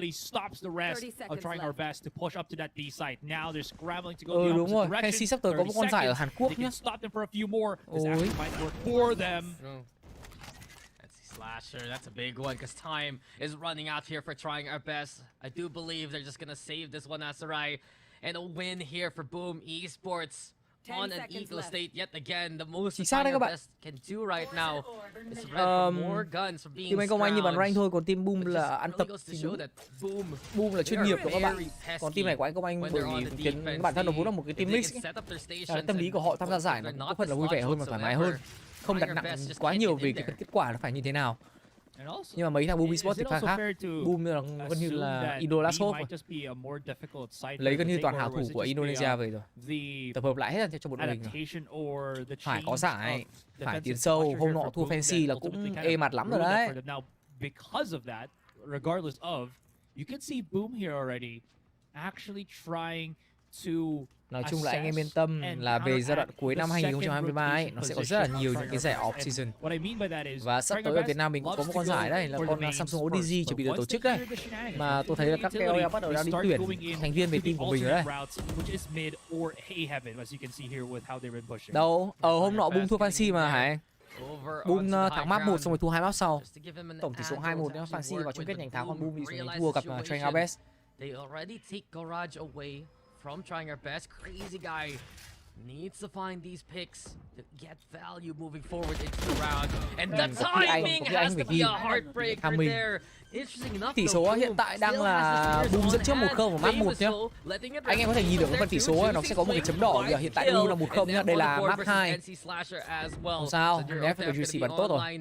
Lợi thế hơn người vẫn đang có biết được thằng thông tin của thằng Zed ở đâu. He's watching out for any kind of cross from the CT side. Berserks. Nhưng nó không làm gì được cả. Nó có một co-op mà nó khó chơi retake lắm. Yet again, trying your best. Do such a good job to navigate into B, and they are rewarded with the round win. It's anh định xem Fancy bắn đấy, nhưng mà tầm 8 giờ anh đi có việc rồi nên chắc là anh sẽ ngồi xem đến trận này kết thúc sớm đấy. Mà trận sau tranh thủ xem được một map thì anh vẫn sẽ xem một map. Anh sẽ cố xem thêm một map. Và nếu mà không được thì thôi. Nếu mà không được thì có thể tôi sẽ cho em Layla stream. Tôi có thể đưa link bản quyền cho Layla để Layla nó reaction. Nó ngồi nó xem. Thầy chưa có gì á? Thầy chưa có brick.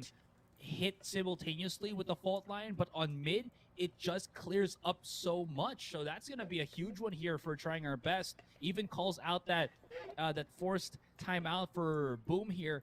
Feeling that pressure, can't really find the control on the map that they were kind of hoping for here on Split. And the offense for Trying Our Best really showing its value and worth right now. Yeah, it's been similar to what Fancy United did versus Boom Esports when they played against each other on this map. Trying Your Best, they assess where they can actually go. They still provide a strong entry point, and even though they lost Crazy Guy and that garage access, they were so willing to push into deeper territory like alley into staircase. There was no way really for Berserks and Famous to find the impact into the rounds because they were getting caught by the space taken by Trying Our Best. It's a big reason why right now we see the attacking side working out so well for them. Trận này sẽ bắn hay này. 9 frag. With that being said, right? What's going to be the adaptation here for những giải như này là giải cỏ đúng không anh? Giải cỏ đâu mà cỏ em, mẹ giải cỏ đéo gì mẹ mình mời toàn các top team ở trong khu vực tổ chức online ở Thái Lan. Team Flash là team gì ở Valorant với em? Team Flash là team gì ở Valorant? Khổ quá, Juicy bay bị stuck ạ. Đen. Anh chưa hiểu câu hỏi. Team Flash là team gì ở Valorant vậy? And from this point on, Boom Team Esports, Flash là team gì ở Valorant? Well là team Valorant. It's a Viper split. He's gonna stay here for as long as Hero's around. And the showstopper right now, Famous is gonna get shut on down. Anh nhận code không á? Early on though here for Boom, they still want to contest anyway. Shiro now peeking out for a bit. Tyron will fall. NC Slasher on the board. Boom Esports nhận hết nhá bạn ơi. Tầm này có tiền mình làm hết à? Anh em muốn mình cáp thì cứ 10.000 một phút nhá. Mình cứ gia hạn theo thời gian thôi, cứ 10.000 một phút. Tư bản. 15.000 một round. Winnable for both. Nef, just the one mua team nào á? Mua team nào đâu em? Flash đầu tư cho Valorant thôi. How did this happen? Cái sự đầu tư của team Flash nếu như mà họ nghiêm túc đầu tư vào thì họ sẽ lớn, có lẽ là lớn nhất Việt Nam ở thời điểm hiện tại. Tất nhiên là Fancy thì cũng đã lớn sẵn rồi nhưng mà team Flash thì họ là một cái tổ chức rồi. Trông có vẻ như là team chuyên nghiệp đấy anh em ạ. Flash thì chắc chắn là team chuyên nghiệp rồi. Now I know what she has. Tứ bảng và các bạn ăn có 10.000 một phút mà anh em cũng chê. Mỗi anh em rồi bỏ 1.000 ra thôi là được nghe tôi cắt từ giờ cuối trận rồi. 3-4 này cho Boom Esports. Just hands up, caught out by Shiro, and this was a defining round. Mỗi anh em bây giờ nhá, thả 1.000 vào đây tôi cắt từ bây giờ đến sáng mai luôn. Có khi tôi cắt hết cả cái trận của Fancy luôn cũng được. Nhiều nhận gì đâu, 1.000 thôi mà đúng không? Mỗi anh em 10.000 giờ thì tôi cắt thằng này nó múa sau lưng luôn, phụ họa luôn. 800 anh em rồi mỗi người cho tìm 10.000, một thằng cắt một thằng đứng sau bố phụ họa luôn. Thích thì trồng cây chuối cắt cũng được. but in the end, time was on the side Net of trốn. Boom. Yeah, they really couldn't push through anything of that because of the Nó bắt ai mà. the Viper Nó spin, hậu chi excuse á. me. Rồi Anyways, chim gặp chim rồi. There you go. Nói chung là so chim xong thì cả hai đều hui.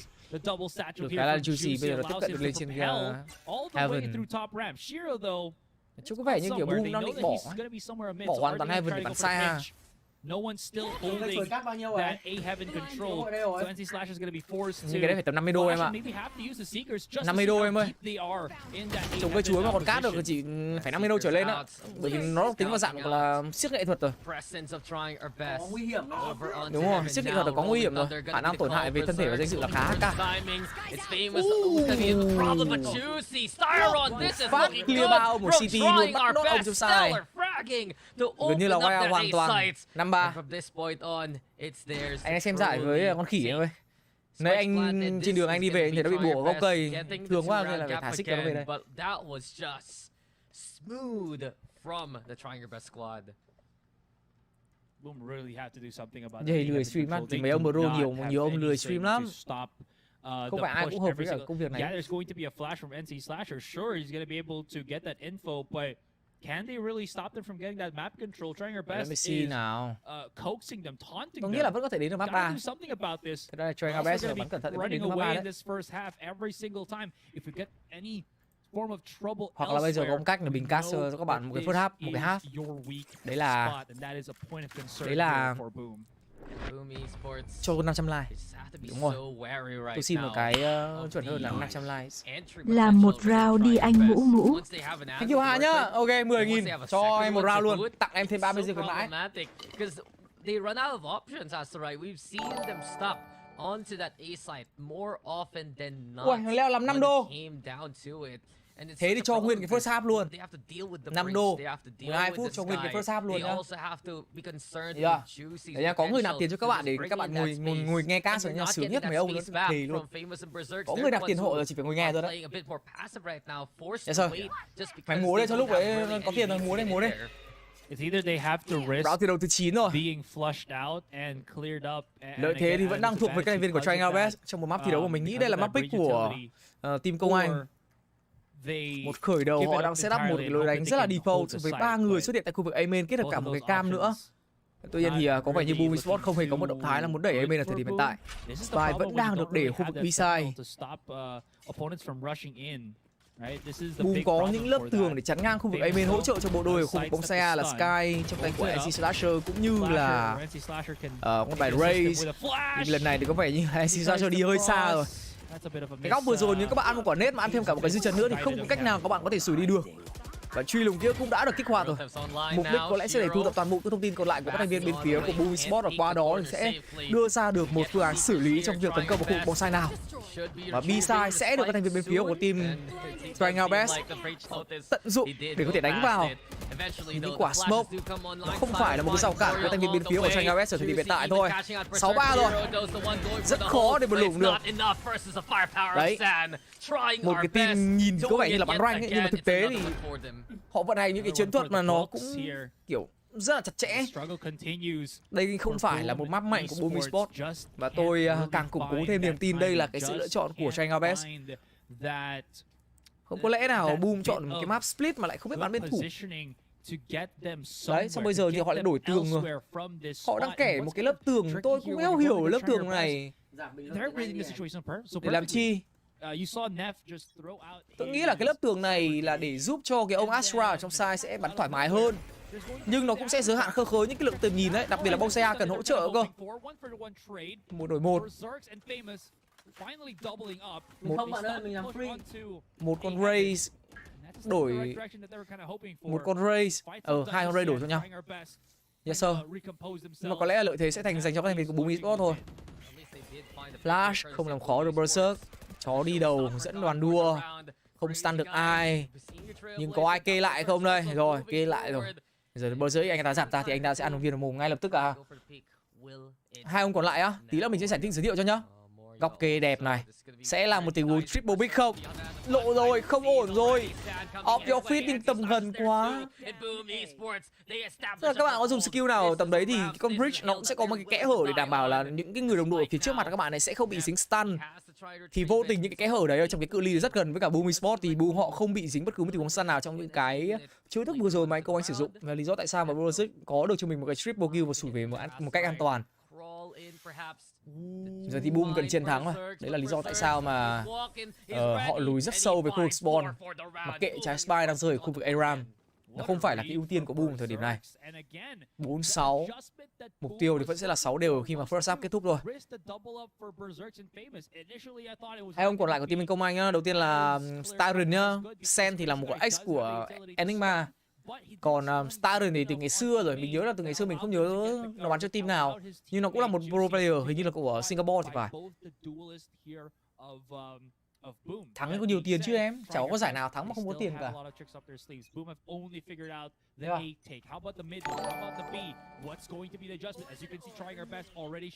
Hai đô thì cứu làm sao được em ơi.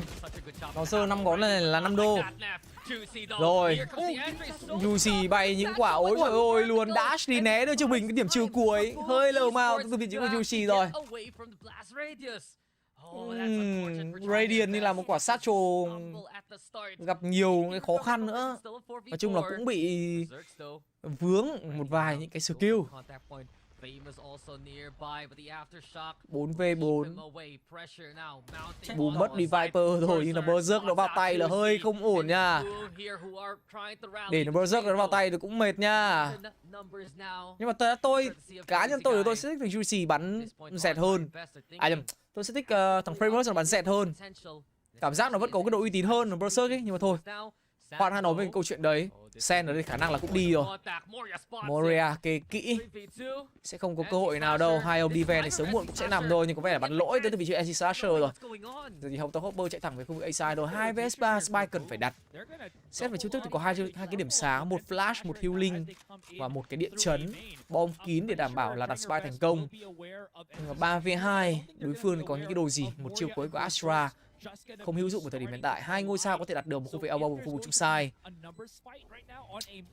Nếu như là một tình huống stun đẹp thì tôi nghĩ là Trying Our Best vẫn có thể thắng được round này. Một flash stun đẹp này. Buy time làm thêm một flash nữa. Chưa kể còn 2 flash của Crazy Guy nữa cơ. Quá đẹp rồi. Làm thêm một quả flash nữa buy time này. Bên kia né được hết. Không quan trọng đâu vì flash của Brick rất là dễ né anh em hiểu không? Nhưng 2v2 và buy time đây là khỏe lắm rồi. Thắng rồi. Không sao được. Tầm anh công anh xử lý quả cuối này thì là ngọt sớt luôn á. Cứ cho nó gỡ nửa không ra bắn. Đấy xong. Người ta đến tham hết trong đầu rồi à. Không có chuyện mà để cho đối phương gọi là free pick hay là bro never fake các thứ đâu. Cái đợt Ascension thì rõ ràng là cái đợt mà try hard nhất của Juicy rồi. Còn Juicy bây giờ thì kiểu không còn cái nặng tính try hard nữa ấy. Tôi nghĩ là Nef và Juicy bây giờ cần là đi nghĩa vụ về. Sau đó thì họ là hoàn thành hết cái nghĩa vụ Tổ quốc rồi thì quay trở lại GoPro. Juicy nó còn trẻ mà. Jing cũng thế. Nhưng mà thật ra Jing thì tôi nghĩ là sẽ đi theo sự nghiệp của gia đình hơn. Bởi vì gia đình của Jing nó cũng là kiểu gia đình có điều kiện ấy. Nó sẽ thoải mái hơn.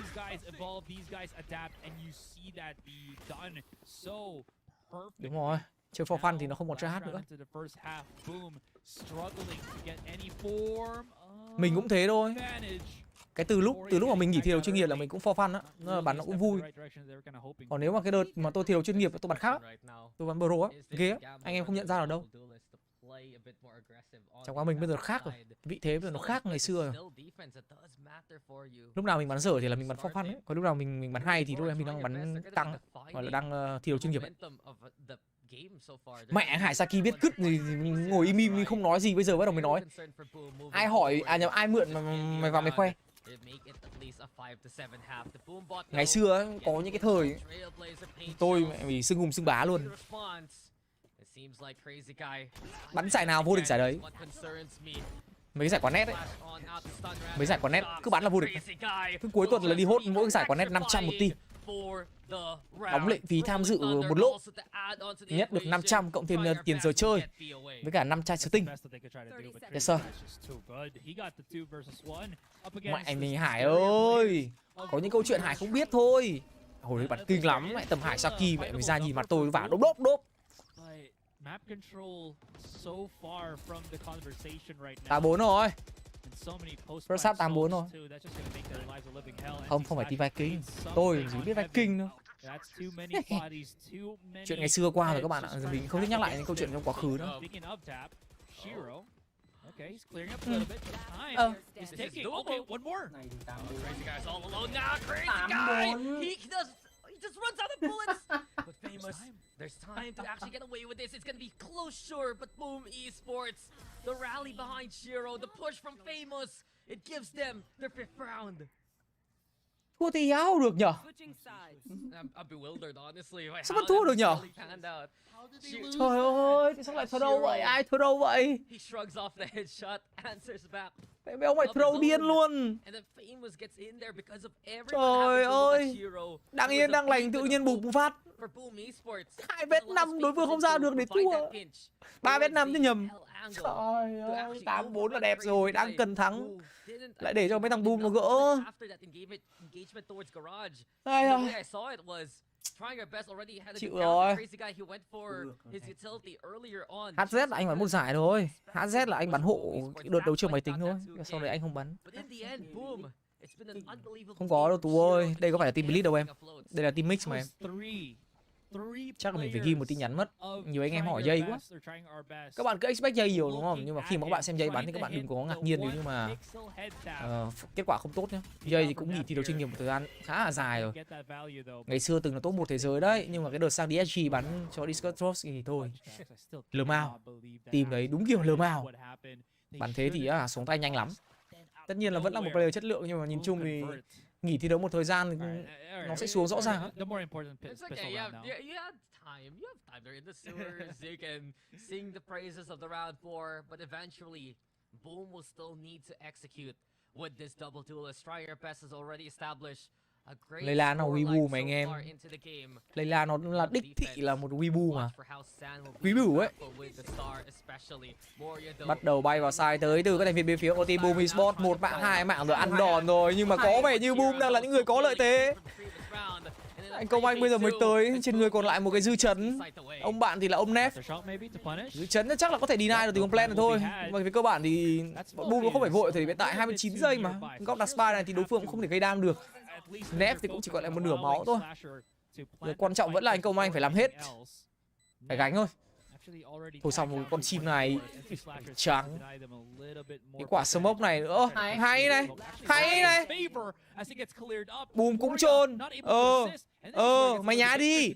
Mày nhá nữa đi. Lão. Cuối cùng Nép lại là thằng làm 2. Boom cũng lờ mao. 3v2. Ngố chưa? 7 đều đâu mà 7 đều. 9-5. 9-5.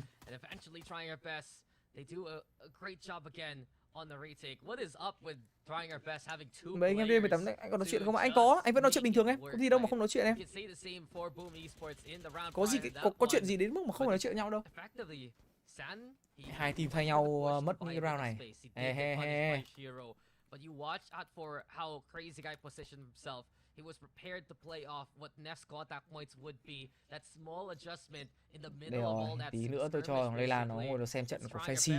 Giving themselves a big chance to assess this defense. 100% agree. Trying your best is so good at being able to create those tiny bits of positioning. Zan here immediately gives him a bit of that concealment. The stun actually hits him. DD18 là cái team ngày xưa bắn cho Hải Saki ngợp đấy. Đúng rồi. Một đều rồi anh em ơi. Ui. Như vậy chém nó đéo hơn tiền các bạn ạ. Như kiểu CS:GO anh em chém anh em còn được nhiều hơn lợi tức ấy. Còn game này chém nó không có lợi tức khác. Đâm ra là nhiều khi mà pro nó cũng không thèm chém lắm, cũng chẳng mặn mà chém lắm. Scary thì sao anh? Đây đâu phải team Blitz đâu em. Không phải Blitz thì rõ ràng làm gì có Scary.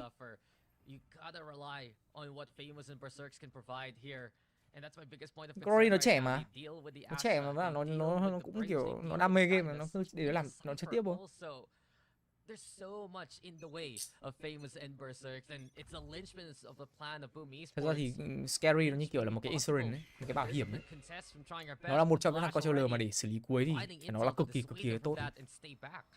Nó cũng là một thằng IGL nữa, về cơ bản. Askeri bắn tốt đấy mà. Tôi vãi trưởng. NC Slasher here tries to clear up top mid. The rest of the team slowly creeps up.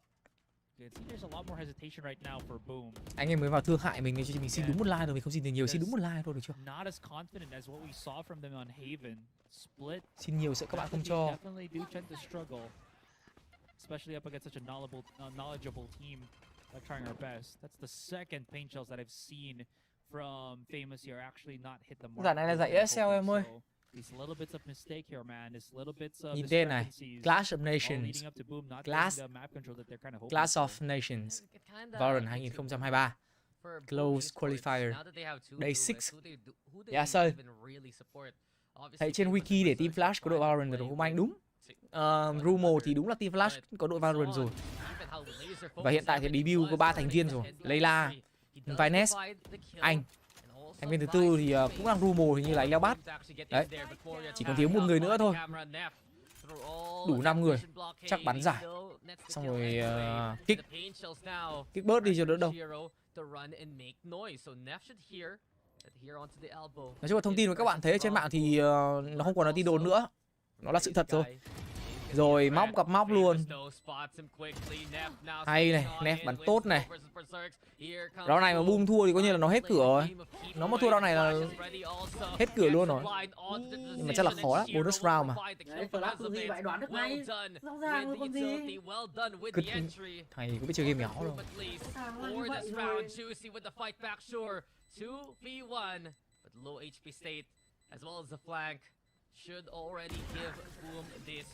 Một tháng là hơi nhiều đấy, một tháng để mà disband thì hơi nhiều đấy. Tôi nghĩ chắc tầm 5 ngày thôi. Chắc là anh em cũng biết đấy, con giải Samsung Odyssey chuẩn bị được tổ chức đúng không? Ở cuối tháng này thì phải. Hiện tại thì các KOL cũng bắt đầu đang gọi là chiêu mộ các thành viên về team của mình để mà chuẩn bị cái con Samsung Odyssey. Thì tôi cũng được một trong những KOL hàng đầu của Valorant đã liên hệ và booking để thi đấu dưới quyền của anh ấy. Anh ấy trên M96. Tôi thì cũng là chỗ thân tình và lâu rồi tôi cũng không được bắn một cái giải mà có cái mức độ cạnh tranh cao. Tôi cũng ngay lập tức đồng ý tham dự vào team của anh ấy. Đấy, thì tôi thấy có một người đồng đội là Damit. Tôi cũng rất là tin tưởng em Damit. Ok. Cộng ông anh của tôi thì tuy là hơi trôn nhưng cũng không phải gọi là không biết bắn. Cũng ok, một team 3 người như vậy thì bọn tôi có thể là rất đẹp rồi. Tôi chỉ cần lấy 2 slot còn lại. Cỡ kiểu Layla với Ma Vương và là đẹp luôn. Đấy, ông ấy hứa hẹn là sẽ chọn cho tôi 2 thành viên thực sự là uy tín. Cho đến khi mà tôi nhìn lại cái bản đăng ký thấy Hữu Nghĩa và Leo Bát rồi tôi đã nghĩ là có lẽ là cái sự nghiệp chuyên nghiệp của mình nó chưa được khởi xướng, thì đã kết thúc rồi. Vãi lồn, 2 thành viên cuối cùng team tôi là Leo Bát, Hữu Nghĩa, cái dis. Yêu hiểu cái giải Samsung Odyssey đấy, bọn tôi sẽ bắn kiểu gì luôn.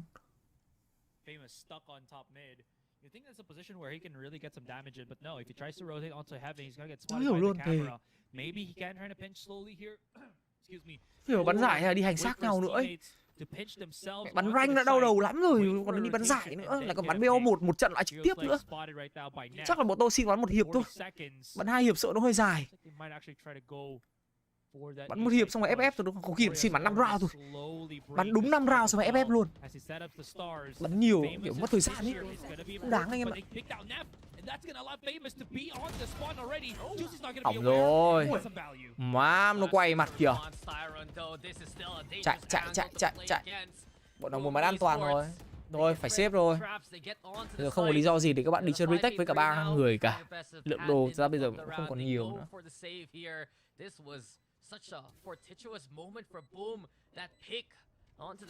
Tôi cũng không biết nữa. Ông anh tôi chọn cái layup, chọn mặt gửi vàng. Không biết là tôi sẽ dãy như thế nào với cả cái layup đấy đây. Hữu Nghĩa Sova, Killjoy Leo Bát. Thì anh chơi dẹt. GG luôn. GG luôn. Bắn đúng 5 round xin phép là bỏ cuộc. Cho ban tổ chức xử lý với những đội còn lại. Chứ tôi nhìn cái team của em nó đen là toàn pro player thôi. Team của em sang trần thì là nguyên cái team vừa rồi sang bắn ở cái giải dành cho KOL ở Đông Nam Á ấy, team vô địch ấy. Đấy, Aislola rồi Đức Ti nhá, các thứ. team của Long Áo Đen thì anh Vít, rồi mày vai Ness, rồi là Đại Cute. Team của Miên Trinh thì là Nhất Ống, Bina. Team của Thế Anh, Hữu Nghĩa, Leo Bát. Đéo có một cái sự công bằng nào ở đây ấy. Đặt trên cái bàn cân nó đéo có một cái gì gọi là cân luôn ấy. Lệch vãi lìn thề. Tôi tưởng là bên thể thức chuyển sang giải là đánh nhau đi thì may ra team tôi còn khỏe. Đừng bắn nhau nữa, giờ đấm nhau đi thì may ra còn lựa được anh Leo Bát. Chịu. Mẹ mình xem lép của team người ta toàn các pro player. Profile thì không vô địch Việt Nam thì cũng vô địch C, cũng có giải C. Ít nhiều thì cũng bắn ở trong VCT. Bên mình thì một ông anh mùa nào cũng chạm chạm Immortal một trận xong rồi tụt. Một ông thì 1% Radiant. Thằng bạn thì hashtag bạch kim, đéo lên nổi kim cương. Giờ bắn cung mà không biết là cung nó đi đâu. Trong cái portfolio của team tôi đúng là hoảng sợ luôn đấy. Hy vọng mà chúng tôi có thể thắng được ít nhất là 5 round trong một map đâu nha.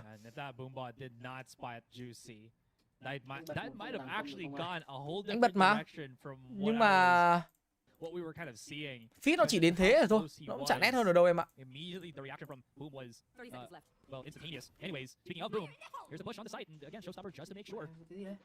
Bleed in the seat 3 không á? Lên được em á? Lên thoải mái. Anh ở chung với bạn trai hả? Không, anh là công nhá em.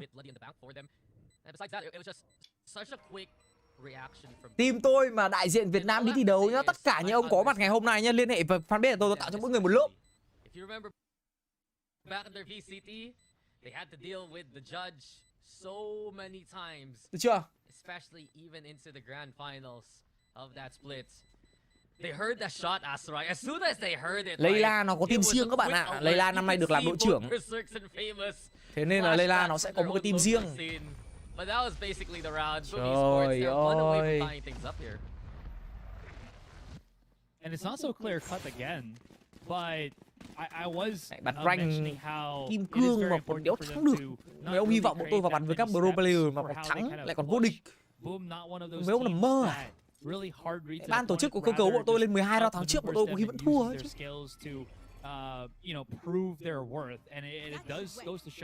Chịu luôn đấy. Lạc quan vừa vừa thôi các bạn ơi. 111 triệu ha. Làm sao mà lấy được tiền nó dễ thế.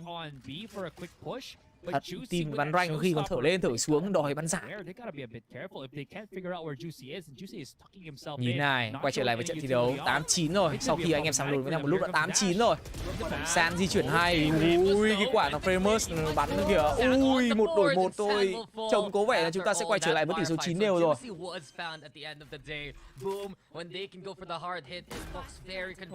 Shiba. Các bạn đã xem cái quả ISO của anh Leo Bát chưa? Xem thử anh Leo Bát bắn con ISO chưa?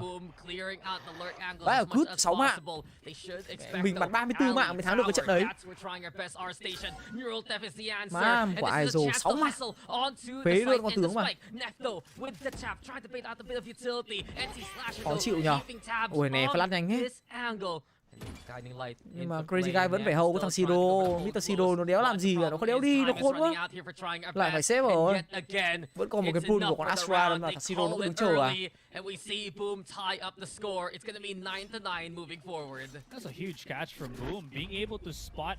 Binh bên Lynx ngon mà các bạn, bởi vì họ ở Singapore mà. Nên là binh của họ sẽ khỏe hơn. Đang bắn là Sever Sing anh em ạ. That's perfect for what we saw from Mo. I thought that was going to be a big of a mistake. Damage bắn được mà. Nhưng mà tất nhiên là damage bắn được nhưng mà chỉ được với cả những cái rank của damage thôi. Còn để mà so với các pro player của các team khác thì không có tuổi. Không có tuổi đâu. Người ta ở cái đẳng cấp khác các bạn ạ. Vị thế khác. Anh xem kênh nào? Anh xem kênh ESL em ơi, ESL Asia nhá. Công anh tên là gì đó? Để tên là Crazy Guy ấy. Trận này công anh support hơi bị nhiều đấy. Mỗi tội là sang cái second half thì trông có vẻ như là hơi bị lạc nhịp một xíu. Đúng rồi. Giấu gì anh em đâu. Bảo rồi trên đường về rồi thấy con khỉ bị cột bên đường, tôi bế nó về nhà thôi. Em xem các cái team khác có giải Samsung Oasis gì. Toàn các bro, team thì mẹ toàn 4 bro. Mày phải cứt. Toàn một KOL với cả 4 bro ạ. Mày cứt. Sợ thật. Cái team bọn như bọn tôi bắn team đéo là được với mấy ông bro nhỉ. Boom though, multiple angles of attack right. Look at how high the đúng rồi. tripwires are. Bác luôn Yeah, one for famous, one for berserks. Yeah. Everyone else can go through. Server Việt Nam á, không có server riêng đâu em ơi. No, Chắc chắn không có server riêng đâu em ạ. Lượng người chơi làm gì nó kinh khủng để cái mức mà có cả server riêng. Ui, các bạn trông cái trip của thằng Nef kìa. Nó có một cái trip wide cao vãi chưởng luôn ấy, kiểu để counter những cái thằng updraft dash hoặc là counter mấy thằng dùng sát trồ ấy. Đấy, ui nhưng mà team bên kia lại đi bộ vào sai. Trời ơi, trip 2. Ui, vẫn 1-1. Từ, thằng mình hay. Rồi, thắng rồi. Làm sao mà biết được Starry đường này? Biết sao được? Giờ này live trên kênh chính cái nào chạy á? ESL Asia các bạn ơi. And the tripwires denying only certain personnel can enter. Ye cannot. Việt Nam có thắng champion thì cũng chẳng có server riêng đâu em. Cái lượng người chơi nếu mà Việt Nam có server riêng chắc buổi tối ngồi pha trận chỉ chửi nhau mất. Lượng người chơi nó không nhiều đến mức kinh khủng như thế đâu. It's why it's called niche setups, you know. Anh chưa biết. À không, giải này hình như là vẫn đang là bản 7.07. 7.07 là bản chưa cập nhật ISO. ISO và Ray với cả Cypher là bản 7.08 thì phải. 7.08. Mà vừa mà cứ chê cái gì vậy cu. Việt Nam thì không về. Tripwire's there, the Cyber Gauge is disengaged, and Boom Esports send in the Trailblazer to get the Vào intel. rank tôi gặp các bạn Việt Nam thì tôi ngại lắm. And now Crazy Guy gets the one NC Slasher Crazy Guy có trades một the này, spot. NC It's trade một chaos này. onto the A side. Này, ném bắn tốt rồi. Nép xử lý. Ui trời ơi, 11. Brings the kill off the Shiro. 11. Warrior falls as well. Chưa. And trying Anh chả our chê, best. có server Việt anh xin phép bắn nó server nước ngoài nhá. Tất nhiên là người Việt ủng hộ hàng Việt nhưng mà tôi cũng không prefer cho cái việc mà tôi chơi server Việt lắm đâu. Anh em Việt Nam nhiều tôi thích lắm. Thế yêu thương mới không chơi, chơi lại chửi đồng bào dở hơi. Good. Tâm như Phật. Tâm tao như Phật.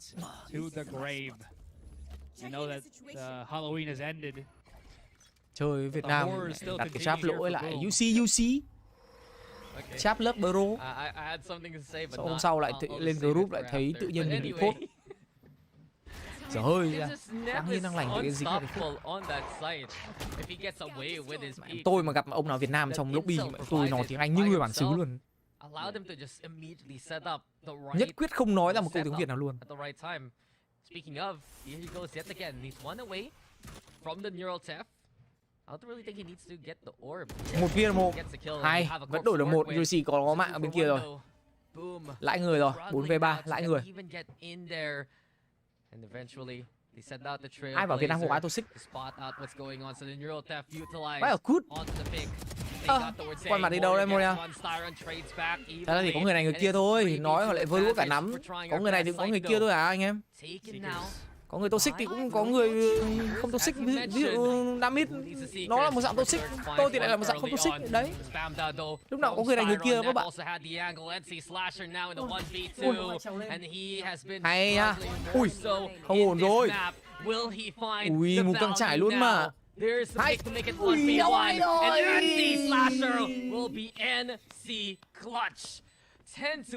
Trời ơi. Bên Úc gặp bên Úc nhưng mà ý em là ra nước ngoài mọi người gặp nhau như thấy anh Độ với cả anh Bom bảo là sang bên Úc lại gặp người Việt nhiều hơn cả người nước ngoài. Okay, I'll just shut up now. You can cast on your own. Đi Úc đắt không á? Nếu như mà đi theo dạng container thì chắc mất khoảng tầm mấy go chục. My Shoot real poor quick. voice. Đi theo cái dạng container lạnh ấy. Cái kiểu đấy rẻ, đi thoải mái. It just Kiểu đấy goes to sang show cả it's a anh luôn. slasher, he found that one moment towards A with the 3K. It Nhưng mà just nhớ mang wasn't một cái chuông enough. theo trong trường hợp He has been mà an cóng impact quá thì player còn đấm for chuông Boom được nữa. Esports, Mà and they xem mấy need cái to phim do that zombie more không? for Mày this team còn if they virus ở trong want đấy, the tao rally ở and win phát, mẹ this đánh map zombie here. xuất hiện. Yeah, 100% Ai? agree with that. Thì lúc ấy tao I mày mean, chụp again, the zombie. struggles of the duelist continues right now. Nghĩa là so mình là người đầu tiên bị the nhiễm thì mình có vị thế cao hơn so với cả các khác đúng không? À, zombie chúa được 2 mạng à? Là mình khỏe hơn. À kiểu Terminator của sếp à? Đấy, đấy. Berserk as well as famous as an omen. Yeah. Even though they are getting some Máu nhiều value, hơn đấy. it's not the best value Tôi nói thật they là have. một ngày nếu mà thực sự có một cái gọi là đại dịch zombie ấy, thì cái việc đầu tiên các bạn là nếu phải là cầm cuốc búa xẻ các bạn ra chơi game đâu. Đúng rồi. Tao ra siêu thị tao đóng cửa lại. Tao có chết trong trạng thái tao chết no. Và tao có bị zombie cắn thì tao cũng là một con zombie đầy đủ đồ ăn. Đúng The thế. angle is true. Đéo thể ở nhà đóng cửa chết đói được. Lựa chọn cho mình một cách nằm xuống nó phải thực sự là ấm no và đầy đủ. Người ơi có câu này các bạn nhé. Các bạn không có quyền lựa chọn cách mình sinh ra. Như các bạn có quyền là lựa chọn khi các bạn nằm xuống. Lúc đấy các bạn là người giàu hay người nghèo là do cuộc đời các bạn quyết định. Còn khi sinh ra thì các bạn không được chọn gia đình, đúng không? Đấy. Thì tư tưởng đấy thấm nhuần vào tôi rồi. Nếu một ngày tôi thành con zombie thì tôi sẽ hóa thành con zombie trong một cái siêu thị. Hoặc ít nhất là phải là ở Hadilao. Cũng được, là một option rất là thú vị. Chạy ra mấy cái buffet cũng được. Yes sir. Đúng rồi. Hợp lý mà. Yes sir. Ít nhất cũng phải là một con zombie được ăn Hadilao. Đéo giờ có cái tư tưởng mẹ mặc giáp của mình nhau. Đúng rồi. Mẹ mấy ông trên mạng cứ suốt ngày kiểu nếu một ngày có đại dịch zombie, nếu một ngày xảy ra đại dịch zombie, các bạn sẽ cầm vũ khí gì ra trận? Có cái lồn tao cầm đồ ra trận đi. Tao cầm bát lẩu, tao ăn cho nó no đã ha. Sợ vãi cứt nó bắt người ta mình cầm đồ ra trận. Hà bảo là chống giặc ngoại xâm thì nghe có hợp lý. Ở 11 đều mẹ rồi mấy câu chuyện vô tri vãi cứt. Phít giật các bạn ơi, không phải là do tôi nhá, phít giật nhá. Không phải là nếu không thể sống hãy chết thật nhanh. Nói như thế là sai. Nói thế nó rất là mean. Hơi giật tí các bạn ạ. Nghe thông cảm nhá. 11 đều rồi, nói chung trận này thì Boom nó có thể để thua nhưng mà với Chung thì buộc phải thắng. Nhưng round này có vẻ hơi khó, vẫn phải buy half Stinger với cả những cái giáp một. Rồi, Famous nhưng mà Famous là có ulti, quan trọng là thằng Nef nó không có trip ấy. Thằng Nef không có trip đâu, là bọn đánh cứ vào sai nó dễ quá. Bây giờ là bắn trong sai, Boom là bắn trong sai và nhường toàn bộ bên ngoài dành cho bên Trigabes. Ui, các bạn nhìn thằng Boom kìa. Thằng Oasis Slasher nó có đẩy tận về nhà để nó kê móc. Cái hạng xà này rất khỏe, nhưng mà đây rồi, một mạng Yuji không ổn rồi. Yuji làm 2, có Vandal trên tay, Siro chưa nằm xuống. Khó rồi. Có lẽ sẽ là những cái match point dành cho đối phương rồi. 3 vs 1, Mr. Siro cũng đang yếu máu. Yuji thì cũng tương tự. Nói chung góc này sẽ là góc trade mạng rồi. Biết đâu đấy. This is gonna be difficult. NC Slasher now looking to swing on in. The Sedation though, juicy to pressure with the pinch of NC Slasher has no fear. Gặp đúng thằng liều ạ, thằng mình hay thế rồi. Trời ơi, vẫn là match boy mà. Không ổn rồi. Team của thầy Công Anh hơi khoai rồi.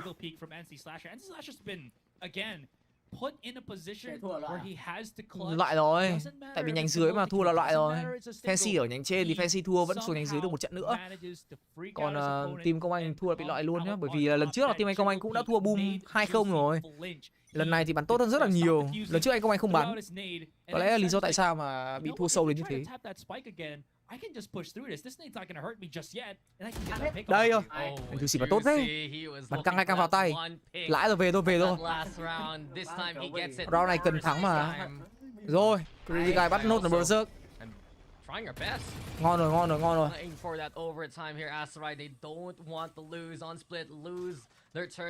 rồi. Doing all they can to move around the map actively. So Juicy, Styron, They have a semblance of a mid presence. OT rồi các bạn ơi. Blazer make it even easier. A beautiful stun. And where's the swing now? Juicy collects, but NC Slasher is still Không sao, fighting. 23 vẫn ổn này mà. 2v3. Một yếu. Drop perhaps here from Boom to try and go for B sides. Hôm Fancy với cả Boom á, Fancy thắng mà các bạn. Fancy thắng thì mới đẩy Boom xuống nhánh thua đấy chứ. Tí nữa tôi sẽ cho mọi người xem cái bracket của giải đấu ở thời điểm này nhá. Thì anh em sẽ nắm rõ được cái bracket nó sẽ như thế nào. Đấy. Rồi, round này mà thua nữa thì đúng là chịu đấy. Thôi mà. Round này đừng để cái thằng đặt bom. Thằng NC Slasher nó có bom nó lại có ulti. Xong rồi anh không anh ra được. Không ra, không giết được, không đục được. Hay.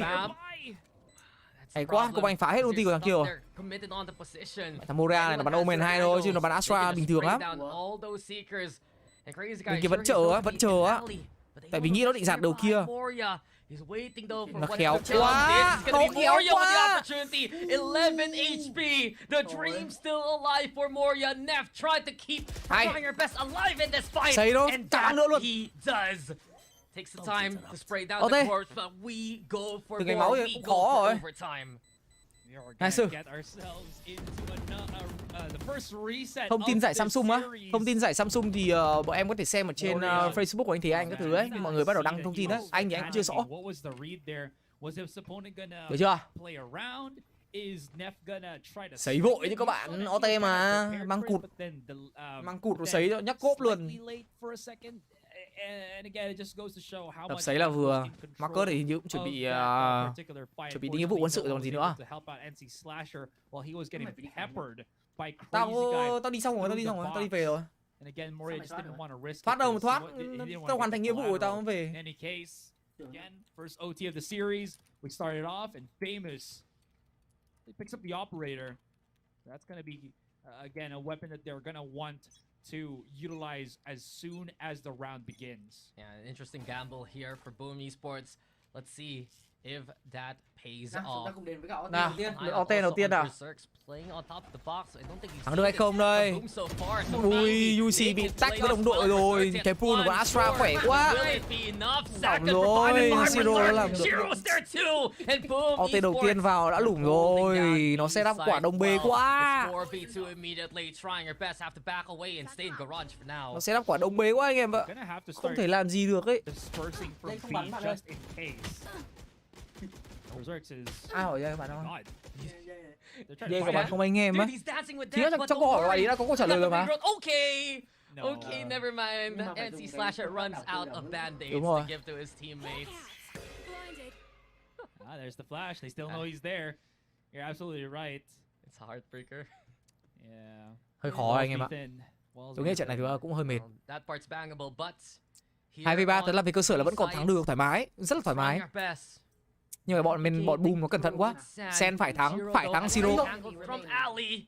Mẹ, nó phản xạ nhanh ác luôn á. Styron này, 2 chim này, thêm một con trong người nữa là 3 chim cũng đéo thắng nổi. Phải pick.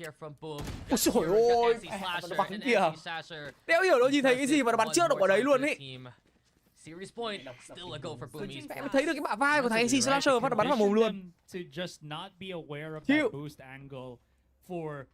Đâu, đây có phải là team Blitz đâu Tùng. Trời ơi, đùa thế. Đây không phải là team Blitz nhá. Đây là team của anh Công Anh và những người bạn, bao gồm một vài thành viên cũ của team Blitz nhá. Đây không phải là team Blitz. Do đó thì rõ ràng không dây rồi anh em. Blitz này là Blitz Shopee nhá.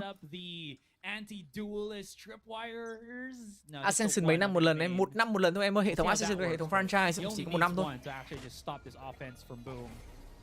One more assault from Boom.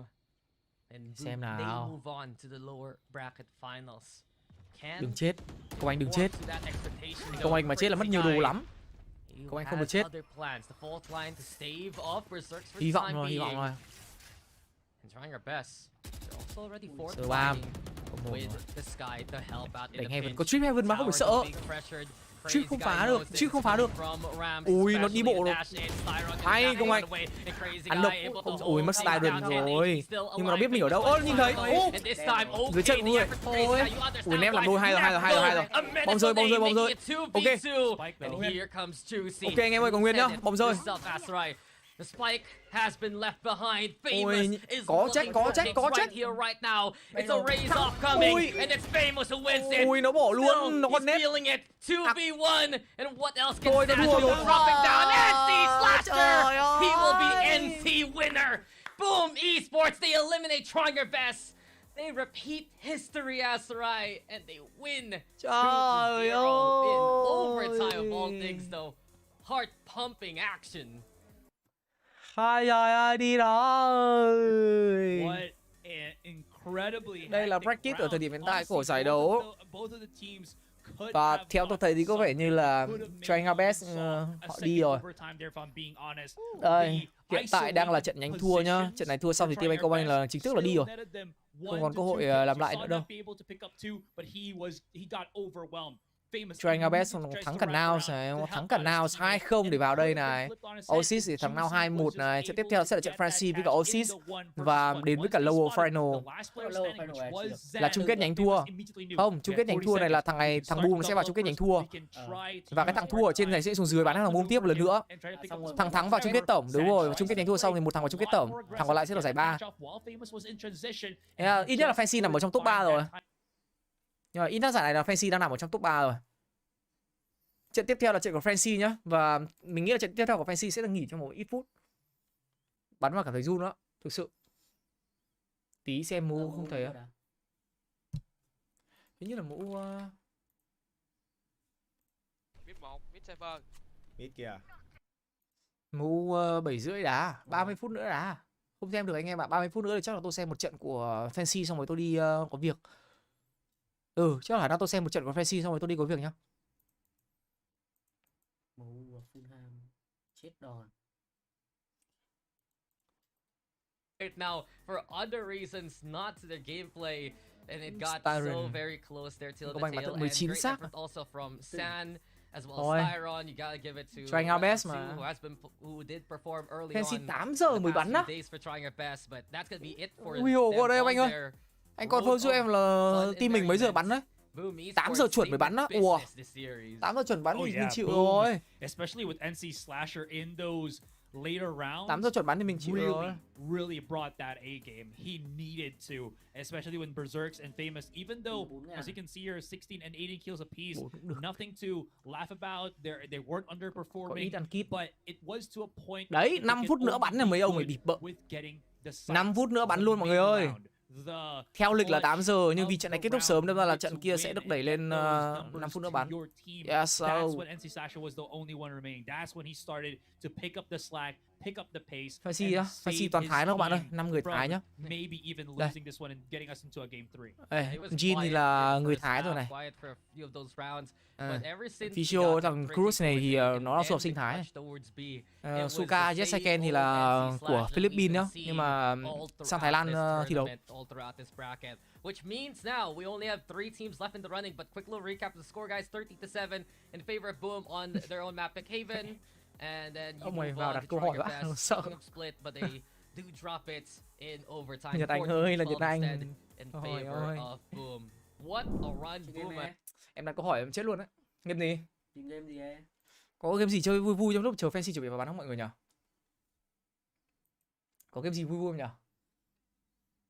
Mình vừa đoán rank rồi. Để tôi xem nào. Có game gì vui vui ta? Y8 được không?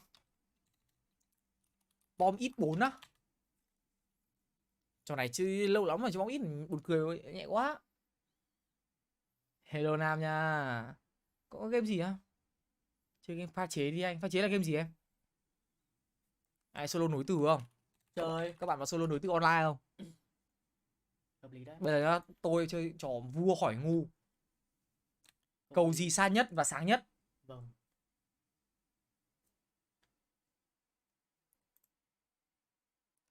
Câu này dễ quá. Đố bạn biết chồng Harryon hôn Harryon gọi là gì? Thành hôn. Thành hôn. Trời. Trời ơi. Đố bạn biết khi đứng trước kê tre hô khắc nhập khắc xuất thì xảy ra hiện tượng gì? Tao nghĩ là cây tre biến thành bé xíu. Tại sao? Tao nghĩ thế thôi. Nó phải là không có hiện tượng gì chứ. Đứng trước cây tre mày hô cái mẹ thì kệ mày thế. Phân tích một tí đi, loại trừ đi. Xảy ra hiện tượng gì nhập vào xuất ra, biến thành cây tre cao lớn là không thể, biến thành cây tre bé xíu là không thể, đúng không? Đã có to có bé thì chắc là loại trừ 50-50 rồi. Đúng. Nhập vào xuất ra. Nhập cái gì? À? Mẹ tao đứng trước tre mà tao nhập vào nó xuất ra được thì tao là thánh à? Không có hiện tượng. Mẹ thế phải nghĩ á, đúng là hỏi ngu. Trong rạp xiếc mọi người đi xem phải mua vé, nhưng có 2 ông bà có thể vào mà không mất vé. Hỏi họ đã vào rạp bằng cách nào? Họ vào rạp bằng cách nào? Họ đi cổng chính. Họ vào rạp họ không đi cổng chính thì họ đi từ trên mái à? Chàng lực sĩ đang cử tạ bên cạnh cái biệt thự bự tiệt bự, hỏi trong câu trên có bao nhiêu chữ ự? Không có chữ nào. Mẹ em làm gì có số 0? Lực này. Thự bự 3 4. Thêm cái chữ ự là 5. 5 nhá, nhưng mà nó bị mất cái câu trả lời các bạn ơi. Lại nhá. Có một đôi vợ chồng mới cưới, người vợ tên Aoa, vậy người chồng đang làm gì?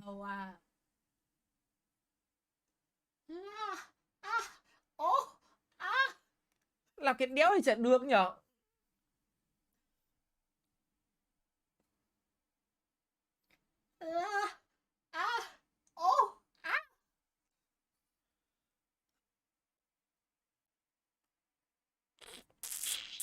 Chắc chắn là đang đấm bóp rồi. Nghĩ bậy bạ thế mấy ông này. Người ta hành tinh, đấm bóp còn gì nữa.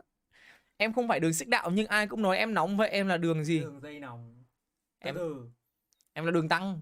Đường tăng cũng khá là nóng. Đường tăng nóng 7 độ C. Đường đi. Đường dây nóng. Dễ. Đố các tình yêu. Hành động gì bật nắp lôi thằng lái xe ra dìm vào cái ao?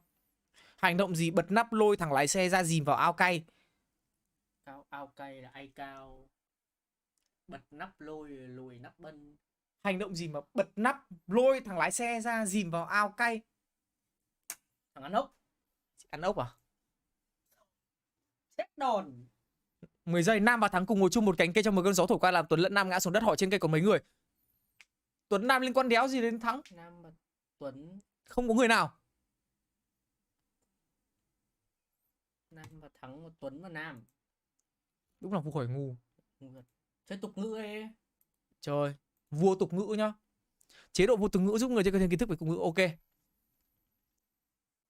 Con của lớn mòn. Lớn con mòn. Lớn của mòn con là cái điếc. Mòn con lớn của mòn của con lớn mòn của con. Lớn mòn của con. Lớn mòn của con là cái đéo ấy. Câu này khó ấy, cái là cái gì nhỉ? Lớn con lớn mòn của.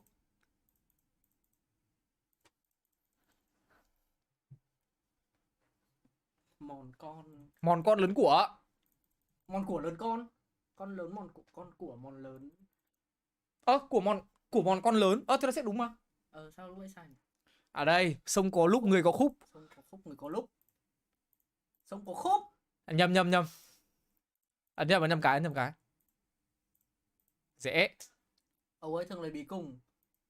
Ở bầu ở thì tròn, dài ống thì ống thì tròn. Ở bầu thì tròn.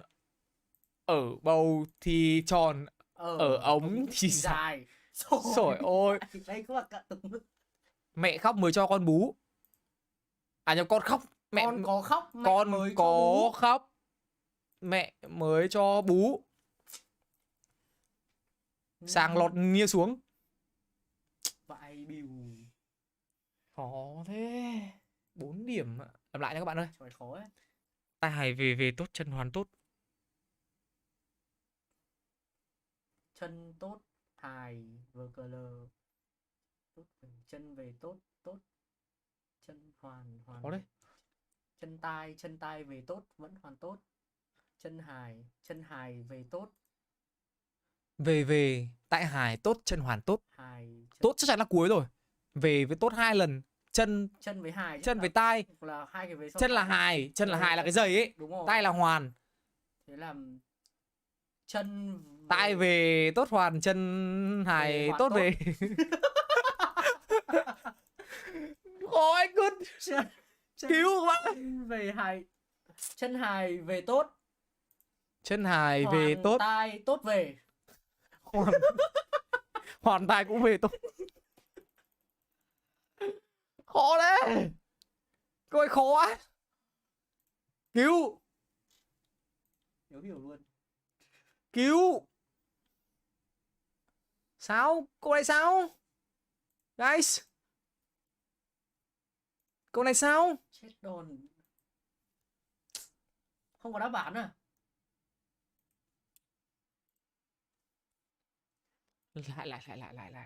Lại. Nhức răng. Nhất gì đấy đây? Nhất đau răng nhì nhức mắt. Nhất đau răng. Thứ nhất đau răng, thứ nhì nhức mắt. Thứ nhất đau răng, thứ nhì nhức mắt. Phải là đau mắt nhức răng chứ nhở? Ngược lại. Thứ nhất đau răng. Đau răng. Nhức mắt. Thứ nhì mày vừa là thứ này mà. Con mẹ mày ngu. Thứ nhất đau mắt, thứ nhì nhức răng. Mẹ em đã đổi hai cái như một ạ. Cho thì ăn, so thì buôn. Chân tốt về hài, tai tốt về hoàn. Khó thế. Buôn thì cho, so thì ăn thì cho, so thì buôn. buôn thì ăn, so thì cho. Buôn thì chả làm ăn buôn bán. Cho thì buôn, ăn thì so. Cho thì buôn, ăn thì Cho so. thì buôn, ăn thì so. Đéo có nghĩa gì luôn ý. Cho thì người ta cho mình thì mình đi buôn. Người ta so sánh với mình thì mình ăn. Buôn thì cho, so thì ăn. Ăn thì so thì ăn điều khác. Buôn thì Ăn so buôn, thì ăn so cho. thì cho. Khó thế. Một điểm mà ngu Ăn quá. buôn thì so. Đây rồi, có gan. Có gan ăn, có gan ăn đòn. Có gan ăn đòn. Có gan ăn cắp. Có gan chịu đòn. Dễ rồi. Giặc đến nhà. Giặc đến nhà. Nhà cũng đánh đàn bà. Cũng hợp lý. Thế mà Đéo phải cái này à? đàn bà đến nhà. Không, giặc. Đàn bà đến nhà giặc cũng đánh. Giặc đến nhà cũng đánh. Đàn bà đến nhà mở cửa. Giặc đến nhà. Đàn bà cũng đánh. Con rể. Con rể.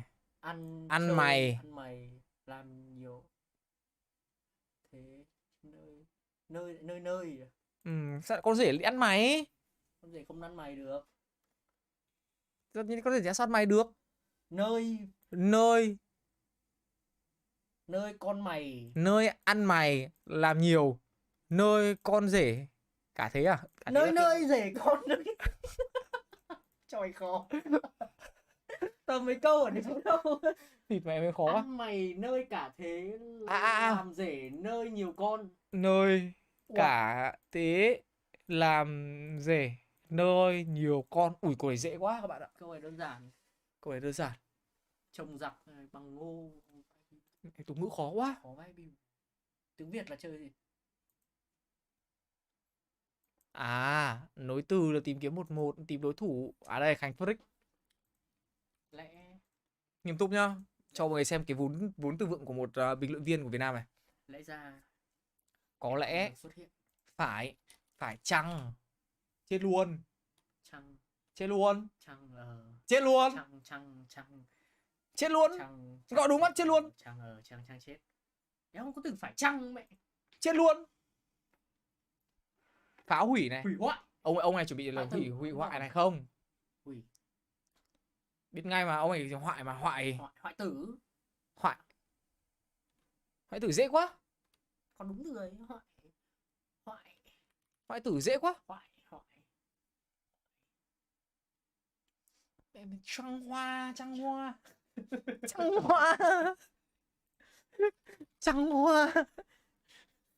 hoa là chăn hoa, làm điều có trăng hoa. Ông này tiếng Việt kiểu lồn gì thế nhở? Trăng hoa. Nạn đói năm 45. Nạn đói. Thăng Hoa. Mẹ bố ông Khánh Ninh bá bảo mày. Đói bụng. Bụng đói.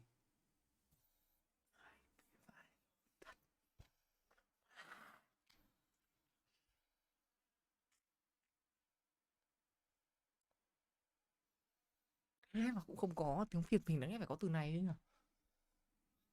Phải có từ này chứ nhỉ. Tại sao lại không có từ đấy được nhỉ? Game vậy cứt ạ. Sao lại thế nhỉ? Quyền lực chết rồi, cho một câu mà chết luôn. Lực lưỡng không Lưỡng còn. cực. Lực Lực điền còn lực bất tòng tâm. Lực. Thôi, hết giờ rồi. Ông mình sẽ là điền kinh. Sau mình sẽ là điển tích không được. Kinh tởm lợ. Không được. Kinh dĩ hợp. Kinh công. Kinh công đi. Mày chết. Trời ơi. Kém vãi cứt. Gặp đến cái từ lực bắt là đi luôn à. Có thể này, đối phương nó sẽ là thể chất. Thể chất là thể hình. Nếu như chất thì mình sẽ gọi là chất thể loại. Loại à? Loại.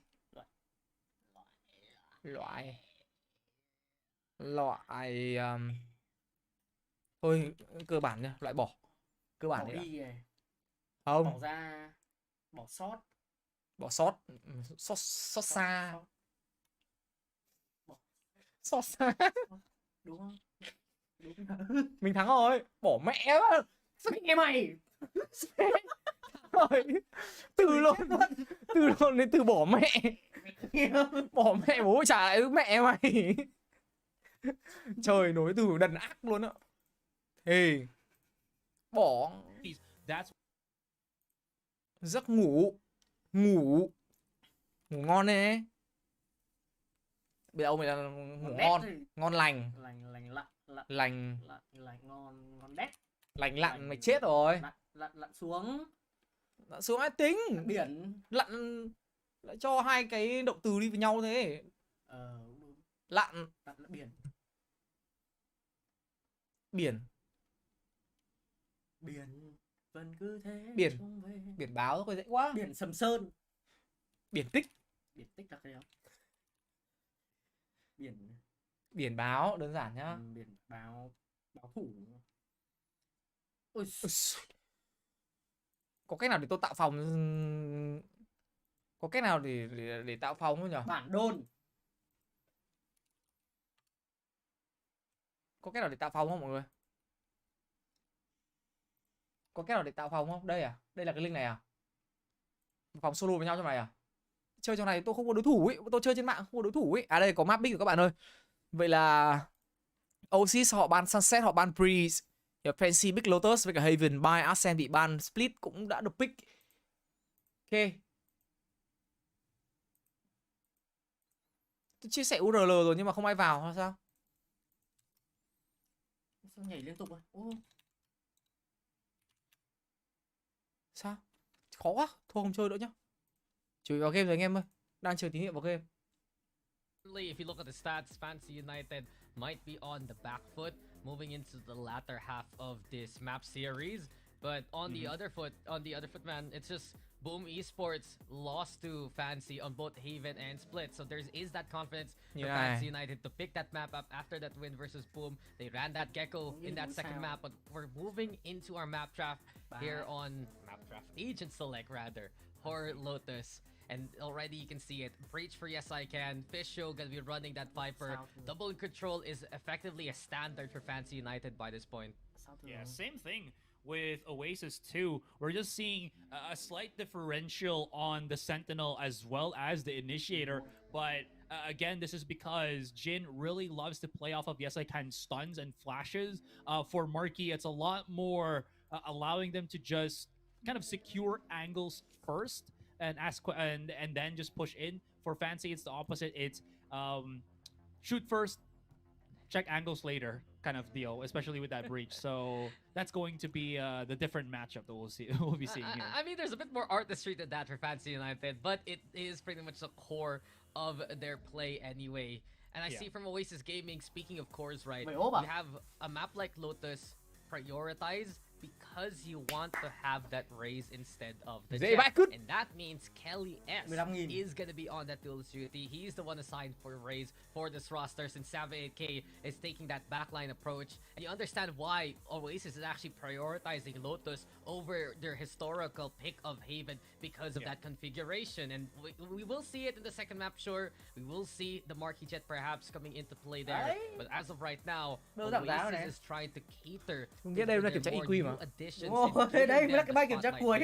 Đây mới là câu hỏi kiểm tra EQ này các bạn này. This is a great strategy, I would say, for Oasis here. Thằng nào mà gửi tiền là thằng đấy EQ thấp. The newcomers for this particular team, but these newcomers are thằng nào mà không gửi là thằng đấy EQ cao. Đây thực chất mới là bài kiểm tra này. Mẹ mình quá thông minh để mình nhìn nhận ra được cái chiêu trò lừa đảo của người ta. Đây mới là bài kiểm tra này, và tất cả những cái trước không có giá trị. Quá dễ luôn, mẹ mày lừa làm sao tao. Trời ơi, thông minh lắm. Thông minh lắm. For Kelly S, he was always that one. And Chưa, vào trận. To get even better with how he executes. Xem nốt 5-1 các bạn nhá. I think like a glove, even more so here for Oasis. Yeah, I'm looking at Fancy United. Thắng. Can they actually perform Fancy this time vs on Lotus? They Oasis. dropped it versus Boom when they faced off against each other in the upper bracket. And I guess one of the points of concern really was the value from their initial locations. Yes, I can. He fragged out in that map because of the clutch. But coming into the setup, this was a problem because they were getting overrun. Oasis, they know that Breach is going to play from tree. They know Jin will want the swing from main and look to peek out towards rubble. And they don't want to contest against that. They move into Vãi luôn, thằng Layla nó gửi 15.000 thật mà các bạn. How difficult it was for Oasis to deal. Đây này, bài kiểm tra độ ngu ấy, thằng Layla nó gửi này. Thằng Layla nó gửi, nó mất 12.000 này, em nghe anh em. Xong rồi nó khoe là nó được IQ 112 này. Trời ơi, em nó đéo biết là bị lừa ạ. Đấy, thế thì bài kiểm tra IQ chính là nó phân cực phết đấy chứ. Thằng Layla nó gửi này. Hoàng Đức Hùng đã hoàn thành bài test này. 112, đôi khi nó đi bừa, mỗi thằng lại đi bừa một số, khi ông béo là có 112. Phút lơ ông à? Ông nào có 112. Vãi luôn ạ, lực sĩ lại có IQ 112. Em Layla bị nó lừa rồi. Em Layla bị nó lừa vãi cút, nó không biết. Ôi, xem giải các bạn ơi.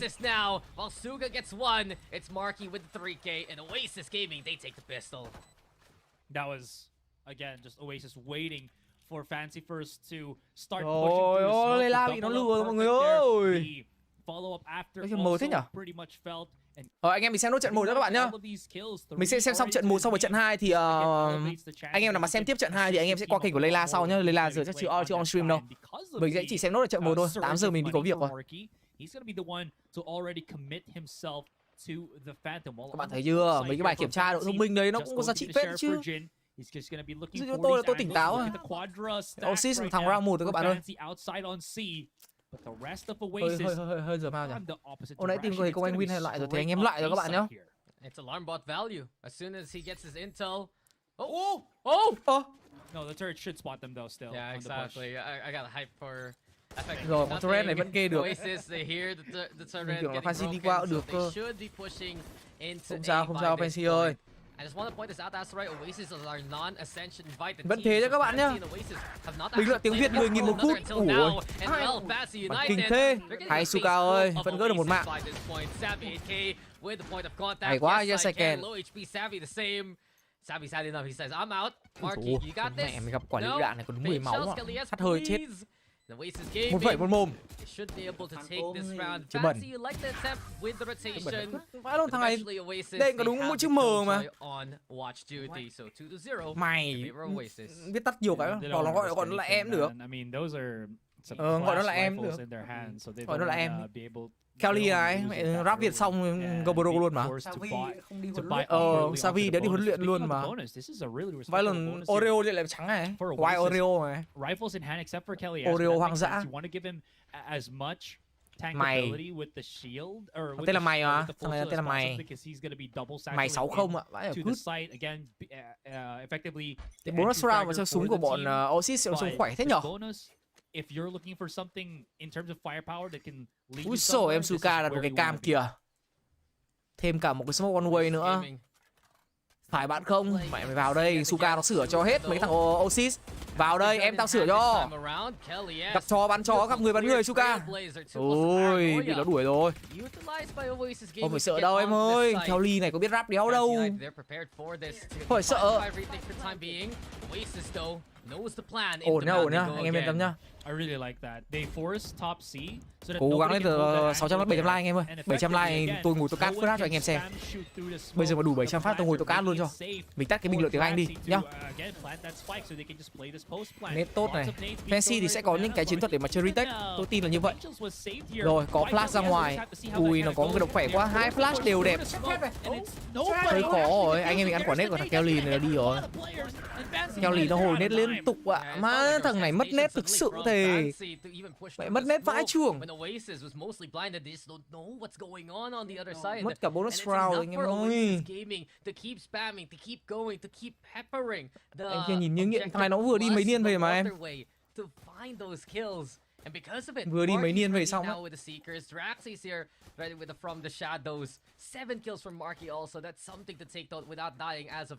It's all Oasis so far. That's just clean. I love the thought process right now for Oasis. Hơi khó bạn ạ. Khởi đầu có vẻ như là hơi chật vật, anh em thua hơi sâu. Thằng Kelly S này nó chỉ bắn rifle của em nhá. Thế nên tên nó mới là Kelly S. Mà nó bắn off thì nó tên là Kenny S rồi.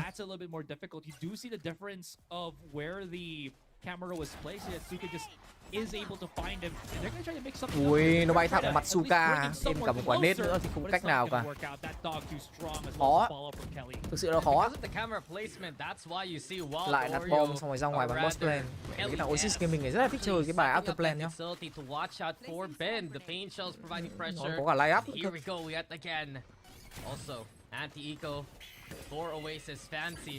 They only have really shares to work with in this round.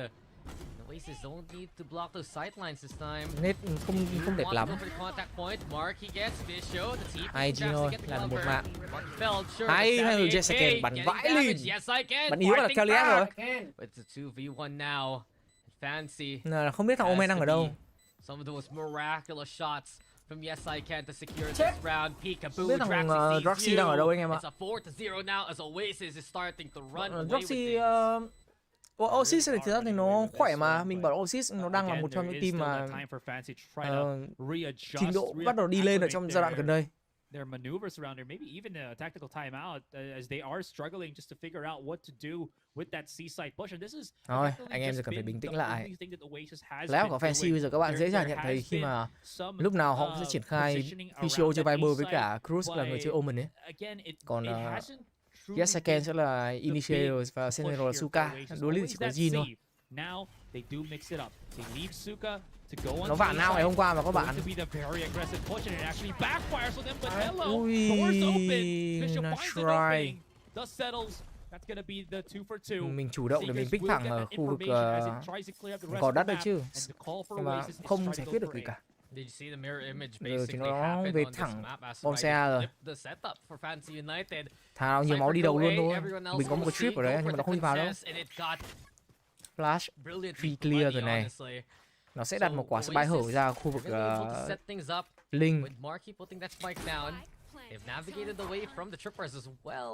Roxy nó kia Lynx này chặt chẽ quá. Chó clear nhìn thấy 1-2. Nó chỉ đang không biết Suka đang ở đâu thôi. Suka ơi, ui bị choáng, quả flash khó chịu thế. Ôi, bắn lôi. Hai engine. Nhưng mà cũng khó các bạn ạ. Khó. Góc đặt bom chúng nó đẹp quá, chúng nó tận dụng những cái quả boss plan đẹp quá.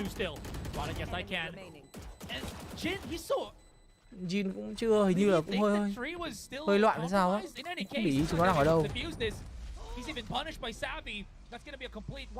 Hơi trôi rồi. Bọn này đặt mấy cái quả bom open ấy để mà chúng nó chơi after plan ở phía bên ngoài khó chịu quá. Ai sao nó chỉ ăn thôi mà. Cho nó dọn hết gói BB mình tôi để này. BB mình tôi để nó đến 5,5 rồi đấy. Nhiều mà, một gói là nhiều vãi trưởng là. Mình để đúng 1,5 anh em xem thì anh em thấy. Đúng 1,5 tôi để ở đấy tôi không ăn. Tại vì đây không phải là mấy cái gói mà đúng sở thích của tôi ấy. Map này á? Map này à?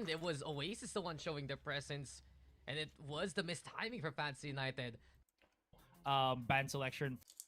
You have both Wild Oreo, Savvy 8K, even and I'm so selected by Oasis Gaming. Map này là Oasis Big nhá. Bảo sao chúng nó chơi after plan. On the setup, Oasis adjust so quickly that they still find the right side to hit. Thì là Oasis là người biết cái này nhá. Off topic real quick. Is Coach Kawa like that coach from Slam Dunk? Trong lúc ấy tôi cho anh em trong lúc mà đang time out tôi cho anh em xem cái video này. Hay vãi lìn. Moving on. Cho các bạn xem cái video này. For some reason I thought that he might have just named himself after one of the coolest. Thì vẻ mấy team war hay vãi lồn thề. Ba thằng giúp lấy quả bóng đẳng cấp. Để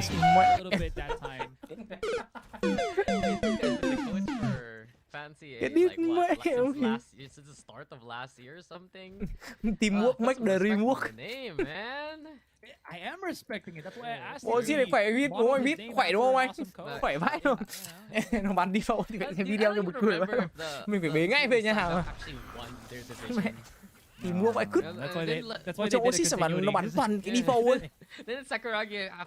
Ổng rồi mình được đẩy thông từ B với cả đẩy thông từ C lại gặp đúng mấy cái thằng liều đánh A. No, like muscle rehab, not the other guy. Yeah. Alright. Nhưng mà retake kiểu gì đấy, trông có vẻ là kiểu fancy đang hơi lối ở cái map này thì phải. Gặp cái lối chơi của bọn này nó khắc chế quá hay sao á, đời hay rồi Cruz ơi. Rồi quả nết của thằng Kelly. Mày nó có flash hỗ trợ thằng Kelly vẫn sống ạ. Marky cái đúng hồi máu mà không làm gì được ạ, lỗ quá. No fear whatsoever. No, he can't. Yes, I can. Yes, I can. He's doing it again. Yes, I can. Time. Run out of time. The Moxie's there, sure, but the time isn't. And Oasis now, it's 6 for them. Ui đạn, làm tap không được. Không ổn anh ạ. Em cảm giác bọn nó hiểu cái map Lotus này quá. Not gonna happen this time though. They're really struggling finding. Cảm giác là chúng nó biết xử lý default ấy. Tất cả những cái utility nó dùng bây giờ đều cho thấy cái sự hiệu quả cao vãi good. Đặc biệt là quả flash của thằng Marky. Nãy giờ quả flash của thằng Marky lấy thông tin toàn những cái vị trí quan trọng. Nó không phải check chay, nó dùng con chim để nó check thông tin. 06 rồi anh em ạ, hơi trôi. Hơi trôi anh em ơi. Tránh không nổi. Đây là map pick của đối phương mà các bạn buộc phải bắn thôi. Lại đẩy rồi. Bây giờ mình bắt đầu chuyển chế độ đẩy rồi. Mình đẩy phát là chúng nó đi setup bên kia ngay à? Rồi, hay hơn người rồi. Đấy, anh em nhìn thấy không? Smoke được che lại rồi thế này. Bây giờ mình lại chỉ phải đi về khu vực B-side. Nó đặt bom xong, nó lấy cầm chân là nó sẽ bay thêm khoảng tầm 15 giây. Anh em đứng cùng tôi nhá, nó sẽ bay thêm khoảng 15 giây. Chiêu cuối đẩy thẳng vào đây. Nó định bắt bài đấy. Bây giờ nhá, nó để lại cho mình thằng Kelly xử lý ở đây. 15 giây đi rồi, anh em còn tầm 30 giây để xử lý. Chính xác là thời gian gỡ spy thì anh em còn khoảng tầm 23 giây để xử lý.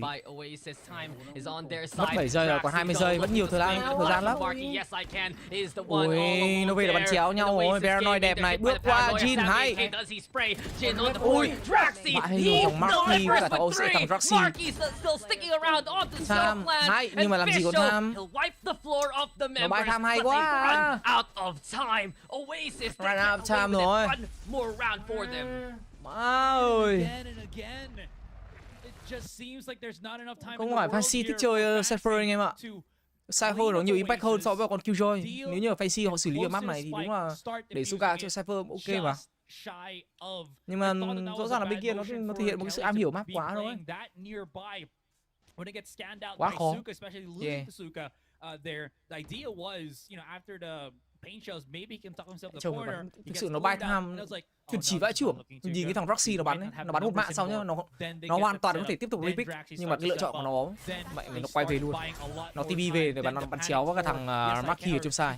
the rest of Thế là Fancy Fancy để vào bị kẹp từ hai starts đường. to take in, Nó and giữ những cái vị that's trí where đẹp it quá. gets a lot dangerous here for Fancy United. Yeah, just unfortunate. That was their best chance, and especially Suka there stepping up to catch out Kelly S. But then Draxi popping off. Thôi mang một chắc là Usually bỏ a nhỉ. support player. He's finding form Cố here. lên được khoảng tầm 4 in this round thôi, tourney. sang bên phía Fox Strains, they do công biết đâu mình lại intersect được thế chủ động the gì không? gas. Collapse. They run out of Mẹ cover trong to bọn nó lấy work thông tin with. hay đấy. And Oasis, they hustle towards C. Anh em để ý cho chúng nó toàn đi vào những cái đường mà kiểu mình ít người thủ ấy. Chúng nó cứ xử lý được thông tin để nó đi vào những cái bom sai ít người ấy. Suka cùng Guardian cũng không làm gì được. Đấy mới là khổ Vandal thì đục chết một thằng rồi đó, nhưng mà Guardian chỉ bắn yếu thôi. Chưa nói về cái skill nhá. Hay Ficio. Chết rồi. Mẹ, bú ba. Phantom nó chạy bắn nó linh hoạt hơn. 8 nho rồi. 8 nho rồi cả lối. Ngửa bím. Both the players of Oasis still just jumping up and down. And the refrag Chí là 9 nho. Đừng bảo là Ficio định hero buy nhá. As Marky lives and breathes, he will have that regrowth. Khó rồi. Nó nghĩ là trôi rồi. Không đặt nhiều niềm tin cơ sở để mà mình back cái round này là. Little bits, man. It's just not working for Fancy here. They're trying to go for the heroics here, and it's just one step away. 13-0 thì chắc là tôi không nghĩ là 13-0 đâu. One step, not really Nó done. triệt để quá. Trông nó đẩy thằng Kelly kìa, nó đẩy. Không sợ chết luôn. For Fancy United right now, they're struggling to understand the Oasis approach Flash. to these rounds. Đấy. They find the Nó answer gọi quả by flash now, mà but ụp vào phát bắt luôn. yes. Rồi rút đi.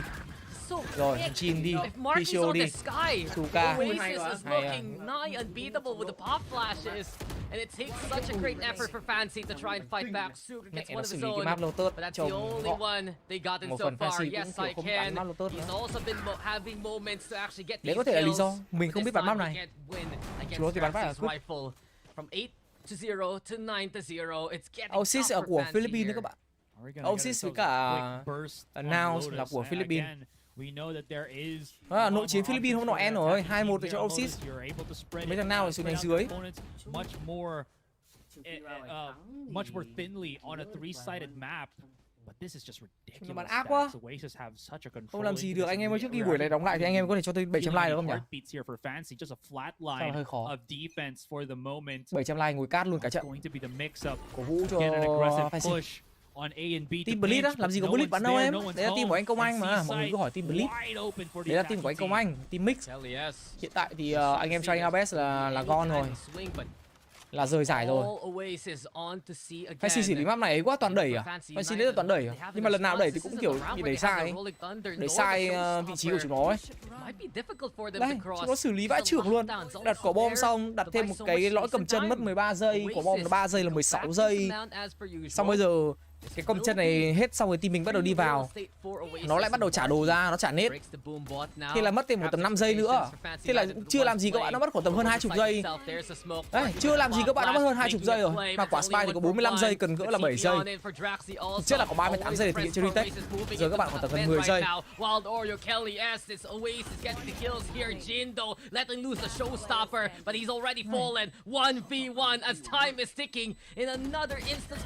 không?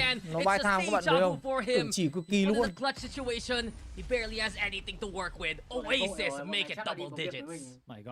Mẹ, nó bắn chạy KPI hay sao á? Vãi ở cướp. 7 giờ 10 bắn, 7 giờ 30 chắc là phỏng vấn mất.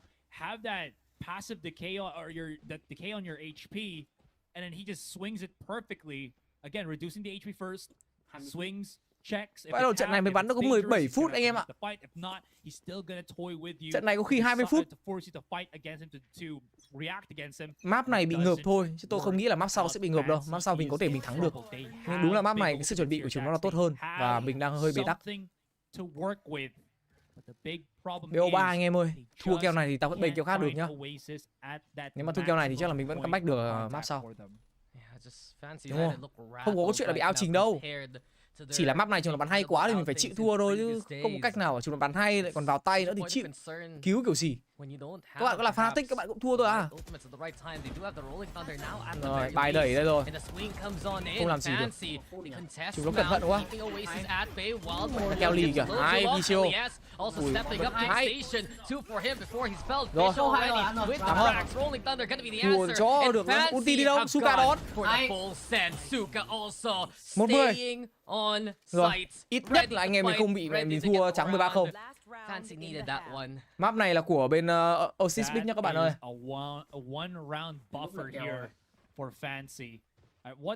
Fancy không theo meta, meta theo Fancy anh em ơi. Fancy họ đi theo một cái meta riêng.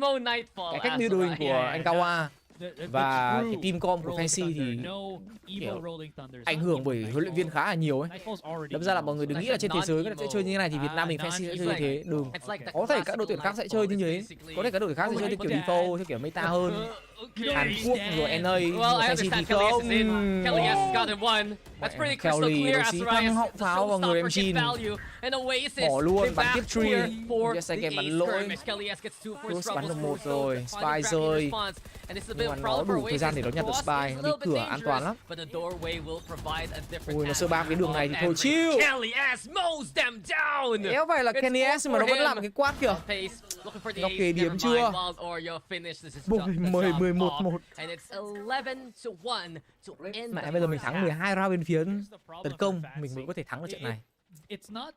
Thua cái pistol coi như là thua hết luôn đấy các bạn. Thua cái pistol coi như là thua hết luôn, chả cứu được cái mẹ gì cả. Làm sao mà lật đến trận DRX ở Bilibili được đây anh em? Ít nhất phải cho chúng tôi một cái cơ sở để lật được chứ. Map này chẳng có cơ sở gì cả, team bạn hay hơn. Map pick của team bạn. Tất cả mọi thứ họ đều hơn. Bạn kinh bạn trưởng mà tôi bảo nào với cả Oasis. Mấy ông Philippines lên tay lắm. Oasis nó còn thắng cả nào. Đợt này bắn lên là rõ. Map sau bắn nổi em ơi. Bắn được em ơi, map sau bắn thoải mái nhá. Map 1 nháp thôi, map sau anh em mình bắn thoải mái. Nhìn này, nhìn cái cách vận hành người của hai bên là các bạn sẽ thấy nhá. Fancy bây giờ định ủi này. Ok, một người vào được rồi. Chết.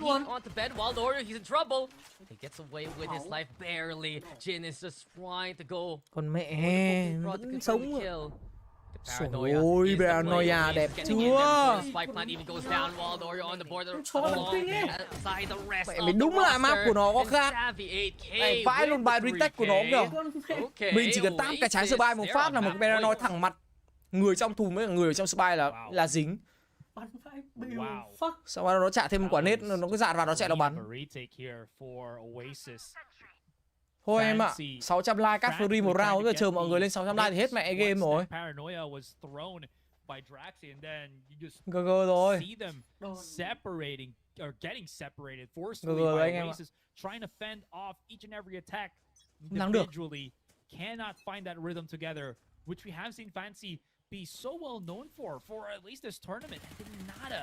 Có thể là map 2 sẽ giằng co anh em nhá. Nhưng mà map 1 thì tôi thấy mình chỉ có co lại thôi. Mình có do thôi, nhưng mình đéo giằng được cái gì với chúng nó cả. Họ hơn tất cả mọi thứ. Từ tổ chức cho đến cách họ tổ chức trận đấu rồi đến chiến thuật các thứ nó bài bản quá. Chắc là Fancy sẽ phải tập thêm một cái map Lotus này. Không em ơi, thua thì kể cả trường hợp tệ nhất mà đây là một cặp BO3 mà, đây là map 1. Map 1 của BO3 nha anh em. Có nghĩa là nếu như mà Fancy có để thua map này thì vẫn có cơ hội làm lại map sau. Và nếu như Fancy để thua trận này thì Fancy vẫn sườn nhánh thua, vẫn còn một cơ hội nữa để giành thua. Endgame rồi mọi người ơi. GG. Mẫu 1-0 rồi cả nhà ơi.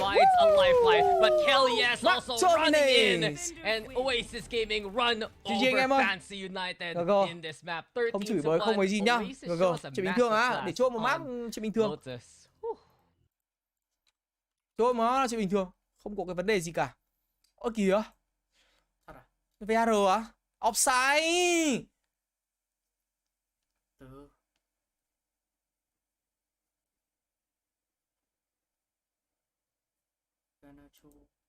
Truyền 13-1 MU thì đang VAR ạ. Trời ơi, một ngày buồn. Thực sự là một ngày buồn đó. Vậy mấy ông này. Tôi đéo có quyền tôi bán mẹ. Tôi nhục quá, nhục cái mẹ gì. Cái lần một game bị trôi nó là chuyện bình thường. Thể thao điện tử trôi là chuyện bình thường. Tôi coi nó chỉ là một trận thua. Các bạn có thua 14-12, các bạn thua 13-11 hay là các bạn thua 13-0 thì nó cũng chỉ là một trận thua thôi. Đéo ảnh hưởng gì nhiều cả. Thua thì thua như nhau. Đừng có tự nhục anh em ơi. Kể cả mẹ Fancy có thua thì cũng chả có vấn đề gì cả. Top 3 rồi mà. Top 3 của giải đấu rồi mà. Chứ có phải là mẹ mình đang ở vòng loại đâu. hay nhá. Hay lắm chịu. Rồi, mẹ quả retake paranoid quá đẹp. Kinh. Phải nhìn cả giải. Ví dụ như hôm nọ là thắng boom là cũng hay lắm rồi. Mẹ thì cứ tự nhục kéo hiểu luôn thì. Nhiều ông kiểu lừa ma quá luôn. Suốt ngày chỉ có đi tự nhục cái thứ thôi. Thắng thì đâu thấy tung hô gì cả. Thua thì đã thấy tự nhục rồi.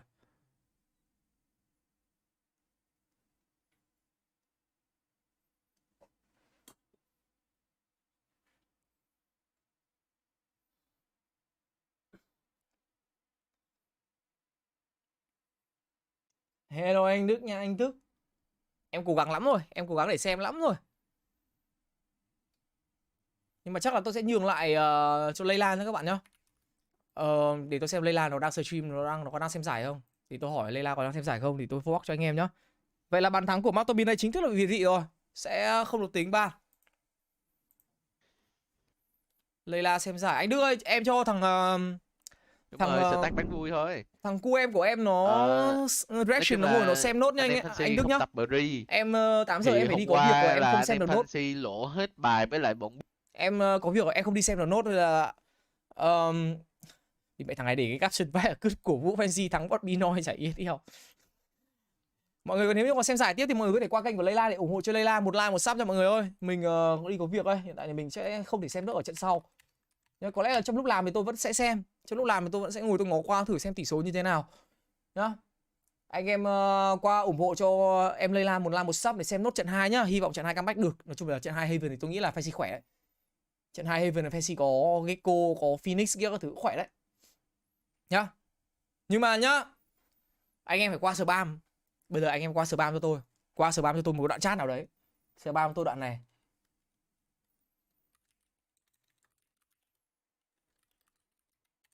Đấy, cho tôi cái đoạn đấy. Cho tôi cái comment kia, được chưa? Đấy, comment đấy để chào hỏi, gọi là cho thấy anh em đã di chuyển qua kênh đấy để tôi khởi đầu cho. Rồi, ok. Mày cứ giơ tay đi, cứ tiếp tục giơ tay đi, đúng rồi. Giơ tiếp đi. Được chưa mọi người? WatchParty ở trang WatchParty nhá. Thôi, mọi người qua để xem cổ vũ cho Fancy nhá. Trận này thì chắc là sẽ chờ khoảng tầm một vài giây thôi. Anh em Fancy bị bắt bài à. Trong nhìn là biết bị bắt bài rồi mà. Rồi, mình nghỉ đây. Bye bye anh em nhá. Hẹn gặp mọi người vào ngày hôm nay thứ mấy? Chủ nhật, thứ bảy nhỉ. Chiều mai nếu như mình ở nhà thì mình vẫn có thể livestream được nhá. 3:30 chiều nhá. Anh em mình sẽ chơi tiếp nhá. Còn nếu như mà trong trường hợp đẹp nhất là Fancy có thể thắng được, hoặc là ngày mai ở trận ngày mai thì mình vẫn sẽ watch party tiếp của anh em nhá. Ngày mai mình vẫn sẽ xem tiếp vào lúc 5 giờ chiều nhá. Nếu như trường hợp một số nhánh thua hoặc là vào chung kết tổng thì mình cũng đều sẽ xem. Thế nhá. Bye bye mọi người. Hẹn gặp mọi người vào ngày mai. Bye bye. Từ từ đã, bật nhạc.